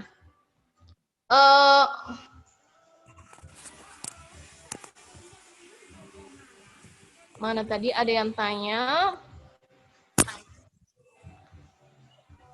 kalau cepat besar bukannya beda dengan cepat dapat untung ya Mbak? Nah, bisnis besar untuk bisa membesarkan bisnis harus punya untung.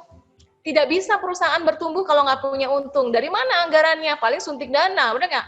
Suntik investor. Pada akhirnya ketika dana investor tidak bisa berkembang, tutup juga. Seperti banyak perusahaan-perusahaan yang baru-baru muncul, ya bakar duit gitu kan ya, tapi nggak kuat dan nggak ada keuntungan, akhirnya tutup juga, bangkrut. Jadi bisnis itu harus untung, dan untungnya untuk membesarkan bisnis. Seperti itu.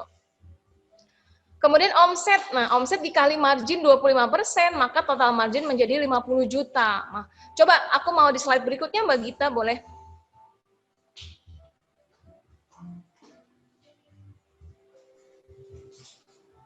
Di Mbak Sinta, slide berikutnya. Nah, ini lihat ya, contohnya teman-teman silakan dilihat. Kalau tadi ya, kan ini kan kita tidak ada iklan, tidak ngurusin produk yang lain-lain gitu ya, tapi kita tingkatkan skill komunikasi dalam berjualan. Yang tadinya 25%, sekarang naik jadi 35%. Apa yang terjadi? Lihat teman-teman di kolom hijau, total margin langsung naik menjadi 70 juta loh. Padahal kita jumlah transaksinya sama, kemudian barang yang kita jual sama. Yang berbeda adalah ilmu komunikasinya dalam melayani konsumen berbeda, akhirnya total marginnya langsung berubah. Naik tuh, menjadi 70 juta. Next slide berikutnya. Nah, kalau ini, jumlah kemampuan komunikasinya di 35%, tapi teman-teman punya produk lebih banyak. Kalau tadi cuma satu produk, misalnya cuma jualan burger. Kalau sekarang nih, jualan burger, kita tawarin es krim cone, kita tawarin puding, kita tawarin apalagi sop, ya kita tawarin kentang. Pada akhirnya rata-rata penjualannya naik, sehingga lihat total marginnya menjadi 105 juta. Ya, gara-gara kita punya stok produk lebih bervariasi. Gitu. Dan itu bisa di cross selling dan upselling. Lanjut, kayaknya ini slide terakhir.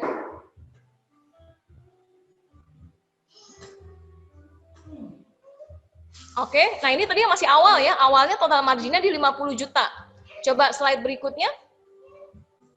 Nah ini, langsung dari 50 juta naik ke 60 juta. Karena apa? Karena teman-teman marginnya naik menjadi 30%.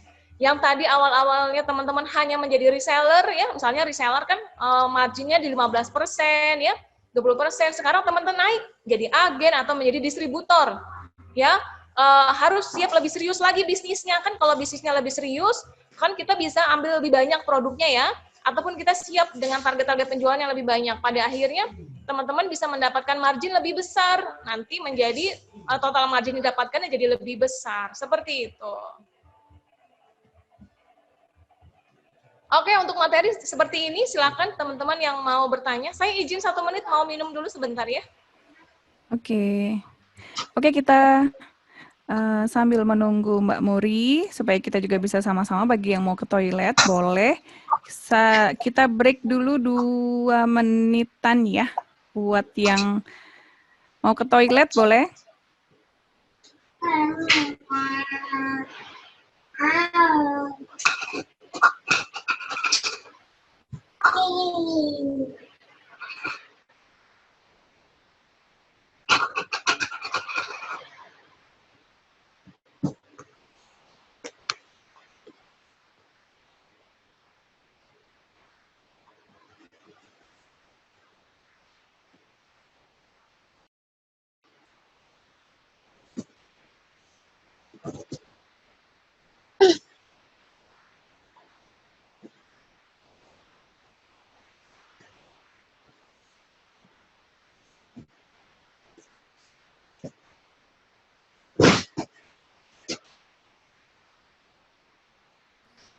Oke. Oke. Sudah ada pertanyaan ya? Ya, sudah ada beberapa pertanyaan. Langsung dijawab aja Mbak Muri yang di chat dulu satu kesempatan ya. Setelah itu saya memberikan kesempatan untuk yang berbicara langsung ya. Silakan raise hand-nya. Oke. Mungkin yang di chat dulu Mbak Muri sambil menunggu yang raise hand. Oke, aku coba Mbak Livia ya. Ini paling niat chattingnya banyak nih, panjang nih ya. Mbak Livia, kalau mau nambah produk berarti kita perlu modal lebih dan harus survei pasar lagi. Tips untuk menambah produk ini adalah khususkah persaingan harga di pasaran, bagaimana solusinya agar bisa tetap dengan keuntungan minim, sedangkan jika perhatikan sini iklan itu sangat penting ya. Artinya kita juga menyisihkan keuntungan untuk iklan berbayar agar lebih puas. Agar iklan kita lebih efektif, karena terkadang uang habis buat iklan namun nggak ada yang nyangkut. Baik. Oke, pertama mengenai modal ya, teman-teman mengenai modal. Banyak teman-teman supplier-supplier yang saat ini mereka buka kesempatan seluas-luasnya untuk teman-teman bergabung menjadi mitranya mereka tanpa harus mengeluarkan modal yang besar ya. Jadi memang merintis dulu awal mula saya menjalankan bisnis mulai serius ini di Raza itu modal tunai saya 6 juta. 6 juta, kemudian teman saya patungan kita 6 juta untuk di Raza. Kemudian beliau juga nambahin total tuh sampai sekitar 70 juta. Tapi alhamdulillah sudah dikembalikan karena beliau mau punya usaha yang lain. Kemudian investor saya berikutnya adalah ibu kandung saya 50 juta. Alhamdulillah sudah dikembalikan. Kemudian ibu mertua 50 juta. Alhamdulillah sudah dikembalikan. Nah, jadi sekarang sudah tidak ada pinjaman modal dari manapun. Jadi the power of sabar, the power of cerdas mengelola uang dan cerdas memilih produk. Sehingga keuntungan tadi dari margin tuh jangan dihabiskan untuk biaya pengeluaran, tapi putar lagi jadi modal. Enaknya di bisnis online, teman-teman tidak perlu nunggu akhir bulan untuk restock ya. Begitu berkurang restock, dan banyak juga supplier-supplier yang akhirnya menyediakan fasilitas bahwa kita tidak perlu nyetok, teman-teman. Itu banyak banget. Ini hanya masalah teman-teman butuh networking aja lebih luas lagi ya, butuh berkomunitas atau bertemu dengan supplier-supplier yang lainnya. Banyak kok untuk sekarang kita tanpa harus nyetok produk. Kemudian ketika memilih produk ya, apakah ada keilmuan khusus? Iya, betul. Yang pertama harus teman-teman perhatikan adalah ketika memilih produk ya. Yang pertama ini harus pilih yang dibutuhkan oleh masyarakat saat ini. Contohnya, dengan kondisi pandemi kayak gini, ya jangan jualan baju renang, kan gitu ya. Siapa yang berenang, kalau berenang aja tutup, kan gitu. Nah, berarti ilmunya adalah betul-betul riset, apa sih kebutuhan masyarakat saat ini. Waktu awal-awal pandemi, boleh silent dulu? Ya.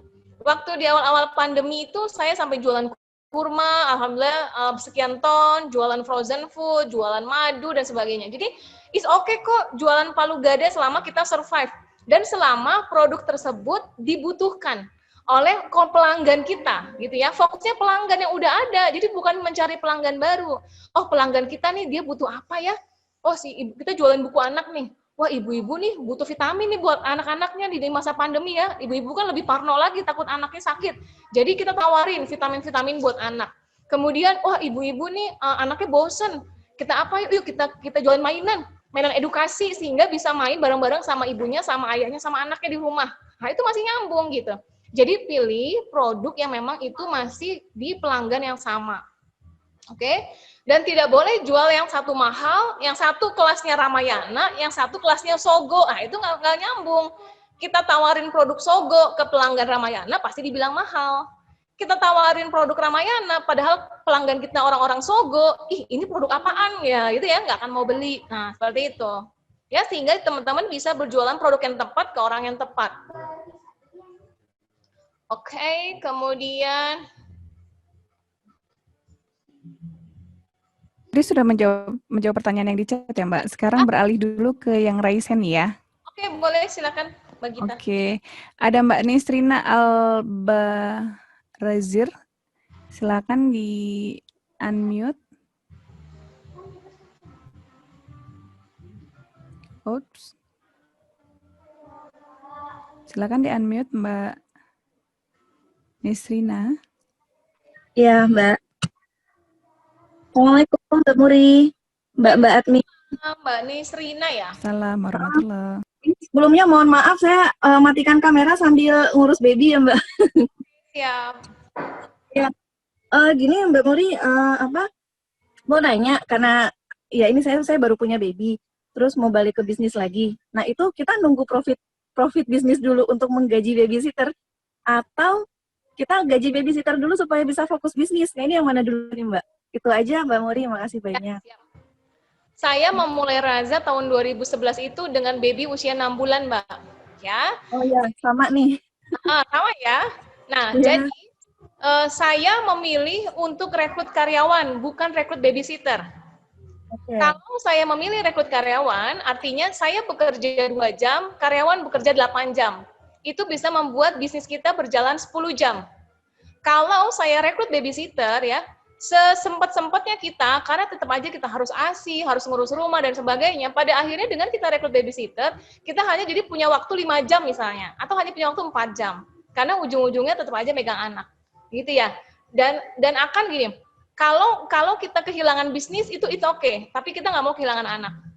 Ya, atau kita nggak mau kehilangan tumbuh kembang anak.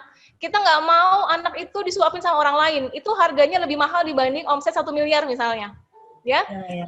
Anak pertama saya itu izin Allah jemput di usia 2,5 bulan. Sudah di luar kandungan, sudah lahir, lagi lucu-lucunya dalam kondisi sehat. Saya tahu banget gimana rasanya kehilangan anak. Dan itu anak pertama saya. Dan itu cucu pertama di keluarga besar saya gitu. Jadi, ternyata omset 1 miliar itu nggak ada apa-apanya dibanding satu suapan buat anak selagi masih ada kesempatan. Ya. Jadi, ayo ibu-ibu, jangan rekrut pengasuh, tapi rekrut karyawan untuk bisnis. Karena bisnis bangkrut itu kita bisa mulai lagi dari awal. Tapi ketika gagal ngurus anak, kita nggak bisa ngulang. Gitu. Dan nggak usah nunggu kehilangan anak untuk tahu gimana rasa sakitnya. Cukup aku aja. Ya. Cukup aku aja yang merasakan anak usia 2,5 bulan Allah jemput dalam kondisi sehat. Dan itu tidak bisa diprediksi, dan itu kita tidak bisa tahu kapan terakhir kali kita ketemu sama suami, sama ibu, sama anak. Jadi selama kita masih ada waktu untuk bisa ngumpul sama keluarga, ngumpul. Urusan bisnis serahin sama orang lain. Karena bisnis itu bangkrut atau enggak, itu lain urusannya. Tapi kalau keluarga nggak keurus sama kita, itu yang lebih berat tanggung jawabnya gitu ya. Jadi, dan kalau dihitung-hitung dari produktivitas, ya, kalau kita rekrut babysitter, artinya kan produktivitas ngurusin anak. Sedangkan kalau kita ngurus bisnis, rekrut karyawan untuk ngurus bisnis, itu produktivitasnya lebih bernilai secara nominal. Gitu. Jadi jangan kita yang repot ngurusin bisnis, tapi karyawan orang lain yang repot ngurusin bisnis sehingga kita bisa ngurusin keluarga. Kalau kita rekrut orang buat ngurusin keluarga, nanti bisnisnya akhirnya kita juga, keluarga kita juga gitu, dua-duanya. Gitu saran aku Mbak Nina. Nah, nanti ketika sudah ada karyawan, dan itu nanti insya Allah jadi tambah. Karena kan ada yang konsisten jalanin bisnis. Beda halnya kalau ada babysitter. Ketika ada babysitter, anak anget, anak nangis, tetap aja kita yang pegang. Sehingga tetap bisnis itu naik turun. Nah, kalau yang pegang karyawan, mereka akan start. Ibu, mereka akan bisa menghasilkan 7 jam kerja secara konsisten. Dan itu lebih cepat omsetnya naik. Itu pengalaman saya. kalau bisnisnya, kalau saya kan saya buat kue nih Mbak. Jadi dari awal proses sampai akhirnya tuh masih saya yang tanganin sendiri gitu ya. Emang kan kayak tradisional banget ya. Nah ini makanya saya nanya-nanya gitu, gimana sih mengindustrialisasikan kerjaan tangan saya ini gitu, bisa didelegasikan gitu loh Mbak. Itu saya masih belum nemu selaknya karena kayak cari satu Depok ini kayak saya di Depok Mbak, nyari orang yang bisa masukin kue kering rapi dalam toples itu belum nemu gitu. 3 tahun saya bikin kue kayak gitu. Dari 3 Kayak gitu tahun kendalanya. berapa ratus yang Mbak rekrut? Sudah berapa ratus yang Enggak sih. direkrut? Enggak sampai ratusan Mbak. Itu artinya kurang banyak aja cobanya. Jadi kurang coba banyak aja dan kurang mempercayakan mendelegasikan. Nah ini ngurusin toples aja masih takut mendelegasikan ke orang lain. Iya. Lah ngurusin anak maksudnya dikasih ke orang lain, itu lebih bahaya. Jangan. Aku pikir kan kalau misalnya karena aku kerja di rumah gitu kan, terus ada babysitter ya bisa ngawas-ngawasin gitu kan, bisa delegasikan yang gitu. Tapi yang dibalik, sambil ngurusin anak, Mbak Nisrina bisa mantau nih orang masukin kue ke toples gitu sayang. Oh gitu ya. Iya. Jadi yang bisa dikerjakan orang lain biar orang lain gitu ya Mbak ya. Tuh, urusan anak jangan serahin ke orang lain karena urusan toples begitu dia gagal bisa kita ulang. Tapi urusan anak jangan, nggak bisa diulang. Ya sayang ya. Siap. Masih banyak Mbak Muri. Mama saya pernah jualan kue ya, itu dalam 1 bulan Ramadan itu bisa penjualan 600 toples pesanannya. Itu pun yang sanggup dikerjain akhirnya cuma ada 600 toples. Jadi sebenarnya kadang kita perfeksionis terhadap karya gitu ya, karena langsung terlihat dampaknya hari itu. Tapi terhadap anak kita jarang loh perfeksionis ya, karena dampaknya nanti belakangan yang nggak langsung hari ini gitu.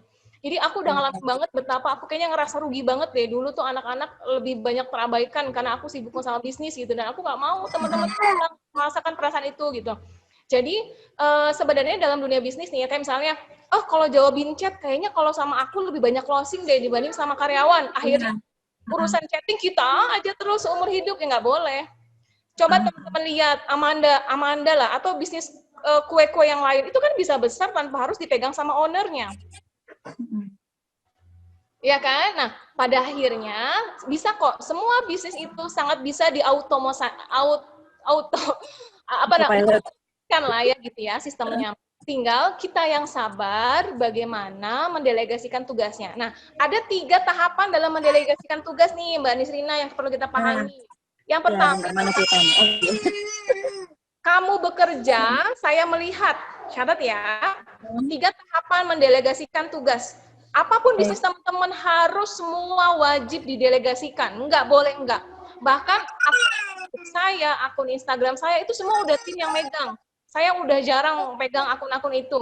Yang jawab komen, jawab chat. Kalau teman-teman ada yang pernah DM saya, inbox saya, itu udah bukan saya yang jawab.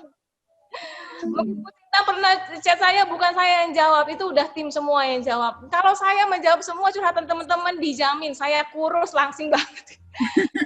Saya nggak keurus gitu ya. Jadi ya dalam segala hal itu bisa semua terotomatisasi. Teman-teman emang tahu siapa yang punya bank BCA? Apakah mereka melayani sebagai teller? Enggak. Benar nggak?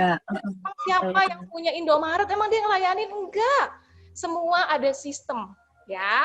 Insya Allah kita merintis. Nah, sederhananya ada 3 poin dalam mendelegasikan tugas. Pertama, saya bekerja, kamu melihat. Itu ada di buku, mana tadi bukunya ya? Di buku ini nih. Tapi mohon maaf, jangan tanya bukunya ya. Bukunya ini sudah habis. Di buku ini diajarkan cara mendelegasikan tugasnya. Pertama, saya bekerja, kamu melihat. Yang kedua, kamu bekerja, saya melihat. Ya, saya bekerja, kamu melihat. Kamu bekerja, saya melihat. Yang ketiga, kamu bekerja, saya tidak melihat. Di ranah ini, teman-teman sudah bisa memberikan kepercayaan, tapi di sini teman-teman harus kuat kontrol sistemnya. Nggak boleh bosen evaluasi, nggak boleh bosen negur, nggak boleh nggak pakai nggak enakan, wajib periksa, nggak boleh males kontrol kerjaan karyawan. Ini di sini 3.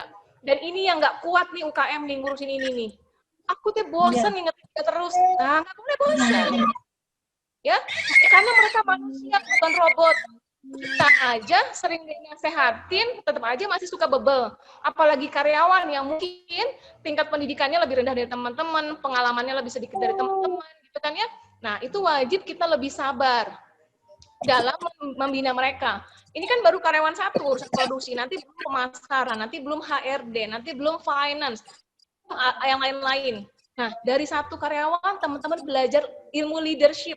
Bagaimana sabar mendidik karyawan, belajar gimana ketat kontrol mereka, belajar bagaimana menasehati dengan baik. Nanti kan Mbak Nisrina ini bisa punya 100 karyawan insya Allah. Aku doain Mbak Nisrina punya 100 karyawan dan besar.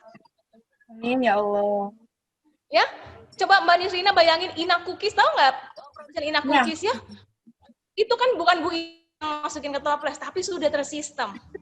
Nah, ayo harus punya afirmasi seperti itu Mbak Nisrina, kamu akan punya perusahaan besar. Jadi yang kita pelajari teman-teman bukan pelajar produksi, tapi belajar sistem. Bagaimana sih ngebangun bisnis itu, sistemnya seperti apa sih? Itulah yang akan membuat bisnis bisnis rumah tangga tapi besar. Bukan tukang kue. Kalau Mbak Nisrina masukin toples, Mbak Nisrina masih menjadi tukang kue. Betul, sekarang merintis, sekarang harus belajar betul. Tapi pasang deadline, aku mah hanya ini cuma seminggu. Nanti setelah ini harus ada karyawan yang ngerjain. Gitu. Aku oke nih, aku belajar pemasaran nih seminggu, aku posting-posting. Nanti setelah ini karyawan yang ngerjain. Habis itu pegang laporan keuangan. Aku catat-catat nih sekarang, aku bikinin konsep pencatatan keuangannya. Tapi aku cuma seminggu, setelah itu karyawan yang ngerjain. Gitu. Jadi A sampai Z memang saya yang ngerjain di awal. Tapi ada deadline, kapan ini harus didelegasikan ke orang lain. Sehingga Mbak Nisrina memikirkan strategi-strategi pemasaran, memikirkan inovasi produk lagi, memikirkan networking. Oh, kalau sekarang marketnya ke ibu rumah tangga, aku nanti masukin ke hotel-hotel nih, ya kan? Ke hotel-hotel sebagai bingkisan. Nanti aku masukin ke perusahaan-perusahaan sebagai parsel-parsel. Kemudian aku masukin ke pemerintahan sebagai hadiah untuk menteri-menteri. Kayak gitu Mbak Nisrina. Itu tugasnya kita business owner. Jadi kebalik ya Mbak ya mindset-nya ya? Iya. Itu oke, semua berproses. Mindsetnya mindset kerja. Mindsetnya nggak boleh kerja. Mindsetnya kita sama anak jalan-jalan, ya at least jalan-jalan sama anak, tapi di sana ngelobi orang. Jalan-jalan sama anak, di sana meeting sama siapa gitu, Mak. Nanti hal-hal teknis dipegang sama tim, gitu goalnya. Siap. Jadi, tapi kalau misalnya dari awal kita katakanlah bisnis ini saya mulai lagi dari nol gitu Mbak.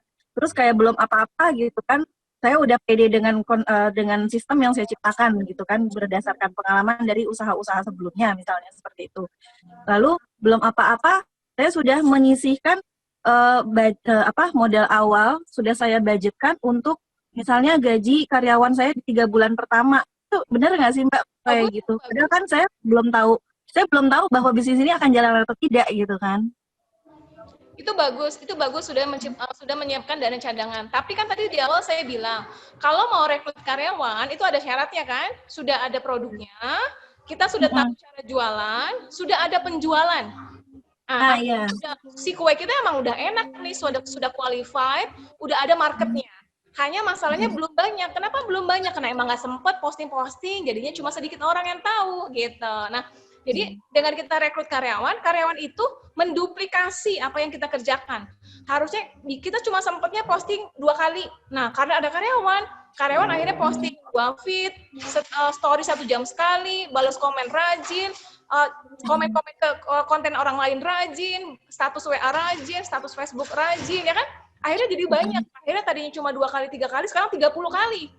Di total diakumulasi semuanya. Nah, pasti insya Allah hasilnya akan lebih banyak. Gitu. Baik, alhamdulillah. Terima kasih banyak Mbak Muri. Sama-sama. Ya, bermanfaat banget ini. Alhamdulillah. Oke, alhamdulillah. Kemudian ke penanya berikutnya Mbak Aulia, silakan di-unmute Mbak. Assalamualaikum warahmatullahi wabarakatuh. Waalaikumsalam warahmatullahi wabarakatuh. Mbak Aulia, silakan. Mohon maaf ya, ini juga saya kamera off karena saya lantai 2, internetnya on off karena saya pakai kuota, nggak pakai wifi di bawah. Oke, silakan. Salam kenal Mbak Muri, saya Aulia dari Beji Depok. Saya usaha bumbu masak instan. Jadi ini sebenarnya hari ini saya merasa apa ya, ketampar bolak-balik, kemudian juga merasa tercerahkan. Selama ini kan saya memang fokus di bumbu aja. Tapi karena memang semua saya yang mengerjakan, kemudian juga mungkin lingkup pasar saya juga masih kecil, jadi memang belum berkembang banget gitu. Nah, saya kemudian beralih. Jadi selain bumbu, saya juga nawarin ke teman-teman tuh kayak misalnya roti gandum, aneka frozen food, kemudian daging fresh dan segala macam. Tapi suami saya protes. Kalau kata suami saya gini, kamu gimana usahanya mau besar kalau misalnya nggak fokus pada satu bumbu kamu gitu. Tapi kan tadi kalau Mbak Muri bilang sebenarnya kita boleh cross selling gitu kan. Kayak misalkan juga saya jualan bumbu, saya jual olahan matangnya. Jadi kayak misalkan saya jual bumbu betutu nih, saya jual ayam betutu matang yang versi siap dipanaskan aja gitu. Tapi balik lagi kendala saya adalah ketika ada teguran dari suami itu. Maksudnya gini, kalau saya kan ya kayak Mbak Muri tadi bilang ya, ridhonya suami kan ridhonya Allah juga gitu. Jadi saya maju mundur karena saya terus terang merasakan bahwa ketika saya ekspansi produk, artinya tidak cuma bumbu masakan yang saya jual, maka itu beresiko pada modal juga yang keluar lebih banyak. Dan kadang macet karena nggak semua konsumen itu disiplin membayar ya. Karena lingkupnya masih teman, maksudnya lingkupnya masih teman, kadang-kadang tuh barang sudah diterima, pembayaran tuh tidak langsung. Dan saya tipe yang sungkanan, yang nggak bisa nagih orang bolak-balik. Jadi kalau saya udah kasih invoice sekali, cukup. Nah akhirnya, uang yang saya sisihkan untuk modal bumbu, terpakai untuk modal barang-barang yang lain. Kemudian ketika ada permintaan bumbu yang banyak, saya jadi terpaksa dalam tanda petik ngutang lagi ke suami. Dan suami saya biasanya kalau kayak gitu, enggak, aku nggak mau ngasih pinjam.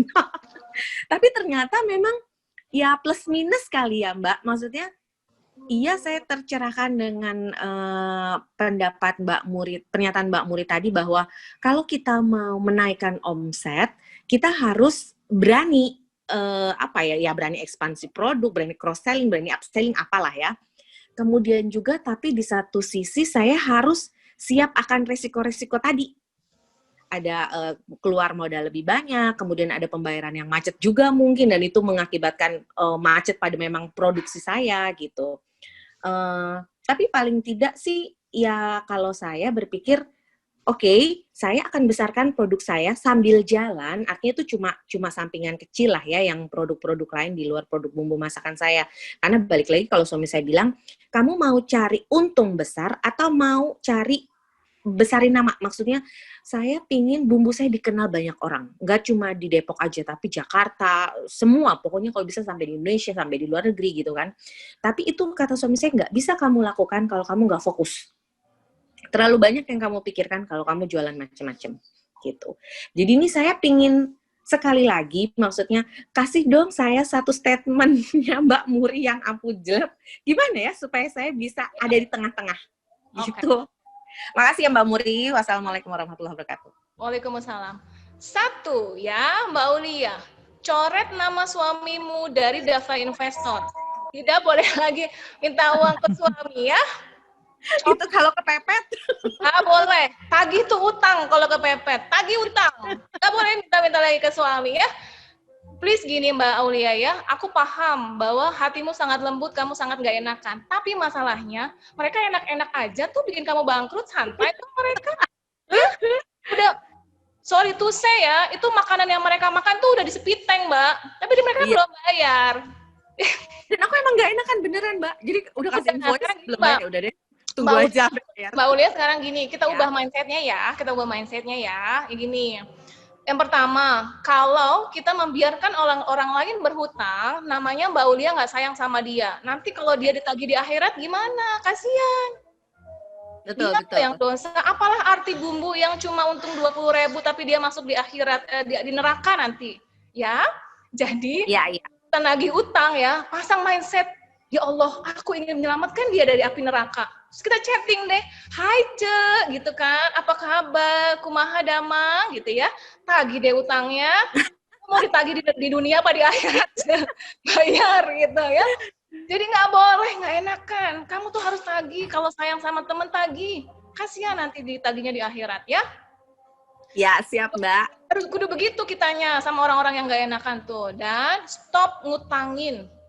Kalau kamu nggak enakan sama orang lain, terus kalau kamu nggak enakan sama orang lain, siapa yang ngurusin bisnis kita kalau begitu? Ya, stop ngutangin. Ada uang, ada barang, duit gue terbatas. Gitu aja belak-belakan. Oke, Mbak Ulia ya. Pertama tadi, hapus nama suami dari daftar investor, nggak boleh lagi minta. Karena kita mindsetnya gini, mama nih, selagi ada yang dimintain, yang ini gagal minta lagi, ini gagal minta lagi, nggak boleh. Ya. Kedua, tagih utang, bagaikan kita mau menyelamatkan dia dari api neraka. Ya, itu tagih utang. Ya. Ketiga, ya, yang ketiga, stop memberikan hutang, nggak boleh ada konsumen-konsumen berikutnya. Kita sayang sama orang, tapi kita nggak sayang sama perusahaan kita sendiri, yang menyebabkan cash flow-nya hancur. Ya, sebesar apapun bisnis, nggak ada cash-nya, hancur teman-teman. Hayo lakukan bisnis dengan logika dan profesional. Nggak boleh ngutangin lah, gitu ya. Iya. Nah, itu ketiga tuh. Gimana tuh tadi ketiga? Pertama, coret nama suami dari daftar investor sehingga kita nggak manja minta lagi. Kedua, tagih utang teman dengan niatan kita menyelamatkan dia dari api neraka. Ketiga, nggak boleh ngutangin karena kita harus profesional jalanin bisnis karena bisnis bisa bangkrut kalau nggak ada duitnya. Nah, keempat, gini, kalau ngomong sama suami nggak boleh berargumen, pakai data. Tadi yang slide tadi udah aku kasih itu ya, sebutin kayak gini. Contohnya gini. Dalam membesarkan nama brand kita, ya itu butuh dana, udah ya? Dan bilang, aku sudah berultimatum tidak akan minta lagi sama kamu ya. Jadi, kenapa aku jual banyak barang supaya ada keuntungan dari sana yang bisa aku gunain untuk mempromosikan brand bumbu masaknya. Gitu. Jadi, untuk mengiklankan atau untuk membesarkan brand bisnis kita itu kan butuh dana. Nah, dananya diambil dari mana? Dari sapi perah. Sapi perahnya yang mana? Tadi jualan macam-macam makanan itu hanya sekedar sapi perah. Hanya untuk menciptakan cash yang nanti pada akhirnya membesarkan si bisnis utamanya kita sendiri. Seperti itu. Jadi nggak masalah. Untuk kita, ini sementara kok ya, aku butuh uang, butuh perputaran uang. Nah, sehingga kita kan tetap, tadi kan kalau ada angka namanya pelanggan. Tugasnya bisnis itu menciptakan banyak pelanggan. Nah, kalau pelanggan hanya beli bumbu dalam satu transaksi yang marginnya cuma 10.000, tapi ketika dia beli daging, dia beli roti dan sebagainya, akhirnya menjadi 50.000. Nah, marginnya 40.000 itu bisa sebagai biaya operasional untuk membesarkan si bisnisnya bumbu ini, gitu menjelaskannya. Yes, thank you Mbak. Good. Terima kasih Mbak Ulia. Sama-sama. Yuk, sip. Oke, wah, alhamdulillah. Ini masih ada 2 menit lagi Mbak Muri untuk menjawab sesi pertanyaan. Di sesi pertanyaan, silakan mungkin masih ada masih ada satu lagi dari chat Mbak Muri. Karena masih ada 2 menit lagi, bisa dipilih oleh Mbak Muri. Ada banyak sekali pertanyaan.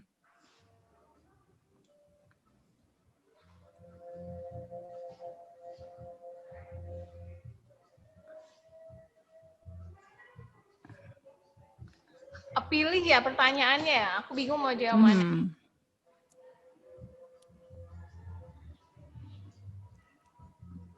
Oh ini tadi ya, ada yang bisnisnya produksi masker, tapi dikerjakan sama orang yang dikerjakan di rumah ya, tetangga atau apa. Kenapa hasilnya tidak sesuai dengan standar? Itu karena lemah dikontrol. Jadi ketika kita kontrol, itu bukan saat finish, bukan saat udah 100% baru kita kontrol. Jadi ada kontrol 10%, ada kontrol 30%, itu kita pantau terus. Penjahit seperti itu, sama dengan karyawan juga, seperti tadi yang kayak misalnya, nyuruh karyawan masukin kue ke toples misalnya. Jangan tunggu satu toples penuh baru kita koreksi. Dari pertama cara milih toplesnya, cara bersihin toplesnya, cara masukin di lapisan pertama, kontrol, terus kontrol. Jadi yang memang lemah di UKM itu adalah mereka lemah kontrolnya. Gitu. Jadi ayo harus galak, kita tuh galak dalam arti kita mendidik kok. Kita membentuk karyawan, kita mendidik kultur, kita menciptakan pola kerja itu butuh betul-betul kayak kita ngurusin anak belajar, betul deh. Harus didikte banget di awal, harus sabar membimbing membimbing karyawan, membimbing pertumbuhan bisnis gitu ya. Jadi kontrol harus kuat, itu kuncinya. Masya Allah, Alhamdulillah. Tidak terasa ya, kita sudah hampir 2 jam kita ada di room Zoom training online kali ini bersama Mbak Muri, dan tidak terasa kita sudah sampai di penghujung acara. Sesi tanya jawab sudah berakhir. Terima kasih banyak Mbak Muri, tetapi jangan live dulu. Terima kasih. Kayaknya masih banyak pertanyaan-pertanyaan ya. Boleh nanti. Yes. Japri kan tadi ada nomor saya ya. Nanti kita diskusi. Yes, betul. Boleh, mangga. Jadi nanti pertanyaan yang ada di sini mungkin bisa dijapri oleh admin ya Mbak Muri untuk nanti kemudian, karena kita sudah ada grup Mac-nya Mbak Muri. Gitu. Jadi pertanyaan yang terkumpul nanti kita WA, kemudian nanti Mbak Muri bisa jawab lewat seperti itu ya Mbak Muri, insya Allah. Boleh berteman di Facebook dan Instagram saya teman-teman, silahkan. Oke, baik. Terima kasih banyak, dan jadi kita tadi sudah mendapatkan ilmu yang sangat banyak gimana sih kita sebagai ibu rumah tangga bisa sukses menjalankan bisnis, khususnya bisnis online ya. Tadi Mbak Muri sudah menjelaskan tentang dunia online ini sudah sangat besar dan kita sudah sangat mudah sekali untuk untuk menjangkau media-media online tersebut. Dan tadi Mbak Muri sudah menjelaskan dengan sangat teknis sekali, dengan detail tentang gimana sih caranya membesarkan lewat online gitu ya. Terima kasih banyak Mbak Muri, ilmunya sangat luar biasa, barokah insya Allah. Makasih banyak Mbak Muri. Iya, sebelum kita akhiri acara ini, kami ingin meminta lagi satu closing statement dari Mbak Muri. Baik. Mangga.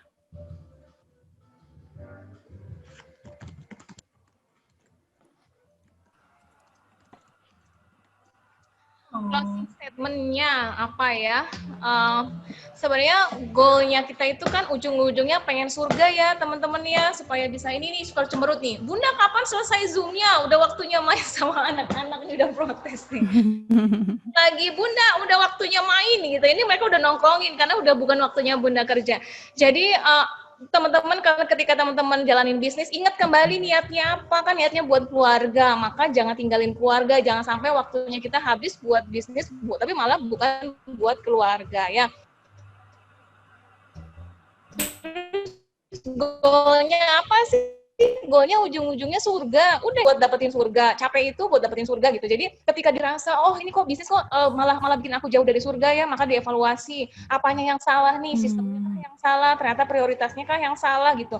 Muka-muka ini yang pada cemberut kah, yang udah nungguin bundanya mau main misalnya ya, ayo jalanin bisnis yang memang pada akhirnya kembali menjadi bisnis yang autopilot, sehingga goalnya teman-teman adalah surga insya Allah, dan juga kebebasan waktu dan kebebasan finansial, sehingga fitrah utama kita ngurus anak, ya itulah fitrah utama kita ngurus keluarga ya, bukan nyari rezeki, bukan, itu bukan fitrahnya perempuan kan katanya gitu ya. Jadi boleh berbisnis, tapi kembali yang bisnis yang bisa tetap kita prioritas terhadap fitrahnya kita sebagai perempuan gitu. Itu aja. Masya Allah, closing statement yang sangat luar biasa nih Mbak Muri. Jadi kita sebagai ibu-ibu yang ingin sukses menjalankan bisnis, jangan lupa fitrahnya, dan bagaimana caranya kita tetap pada fitrah kita, tetapi bisnis bisa meledak. Tadi teknis-teknisnya sudah Mbak Muri sharingkan bersama pada siang hari ini. Oke, terima kasih banyak Mbak Muri. Ibu-ibu, teman-teman, Mbak-mbak boleh dibuka, boleh mengucapkan terima kasih secara langsung kepada Mbak Muri. Terima kasih Mbak Muri. Jazakillah Mbak Muri. Jazakillah juga Mbak Sinta. Terima kasih Mbak Muri. Terima kasih Mbak Muri. Barakallah. Jazakillah Mbak Muri. Amin. Maaf lahir batin ya. Maaf kalau kata-katanya agak kasar dan agak Ya Allah, tidak. Oke. Iya, sebenarnya kalau misalnya tidak mengingat tugas-tugas yang lain sebagai fitrah sebagai seorang ibu ya, kita pengennya nggak mau close nih, masih tetap pengen diskusi. Tapi karena dibatasi oleh waktu sehingga kita harus berpisah dulu pada siang hari ini. Saya persilahkan kepada Mbak Muri untuk mungkin bisa kembali ke fitrahnya. Oh, bisa kembali ke fitrahnya. Bisa kembali kepada keluarga. Halo sayang. Nanti ketemu lagi ya sama Tante Gita ya. Lain waktu ya. Iya, assalamualaikum. Salam warahmatullahi wabarakatuh. Salam warahmatullahi wabarakatuh. Oke. Salam warahmatullahi wabarakatuh. Oke. Oke, baik. Ibu-ibu semuanya dan mbak-mbak semuanya, alhamdulillah sesi kali ini sudah berakhir, tetapi mohon tidak live dulu. Ada kuesioner yang harus diisi. Mbak Sinta keputus ya, sebentar. Saya kuesionernya. Sebentar, saya copy kuesionernya. Oh, dikirim di grup aja ya. Oke, baik. Kirim di grup ya. Oke, baik. Oke, baik teman-teman semua, ibu-ibu semua, terima kasih banyak atas kehadirannya pada siang hari ini. Dan jangan lupa nanti kuesionernya akan dikirim ke grup MEC ya, baik MEC 1 maupun MEC 2, MEC 1 atau MEC 2 ya, itunya. Kemudian terima kasih kepada semuanya yang sudah hadir. Ada Ibu Yeni, ada Mbak Ratu, usahanya di PAUD ya Mbak Ratu ya. Kemudian ada Mbak Eni di Frozen Food. Halo Mbak Eni. Kemudian ada Mbak Tiara Faris Hijab. Yeay. Kemudian ada Mbak Retno di Pakaian Anak.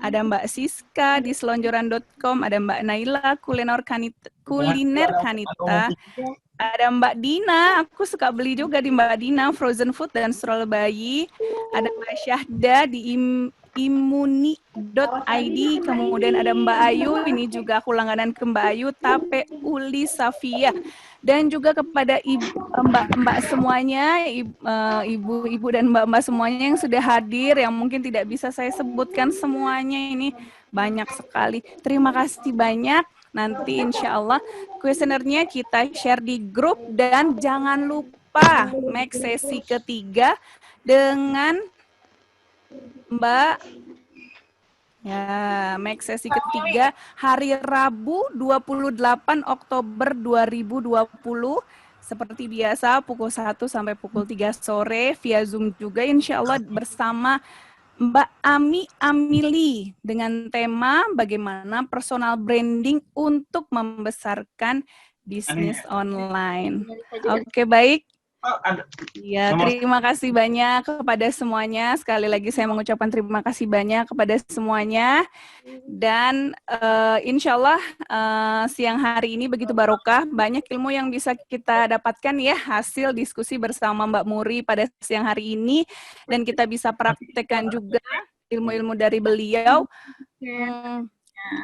Selama pinjaman kita selalu pinjaman. Oke. Sampai jumpa lagi di tanggal 28 Oktober 2020 MEC sesi ketiga bersama Mbak Ami. Saya Gita Ros sebagai MC kali ini undur diri. Wassalamualaikum warahmatullahi wabarakatuh.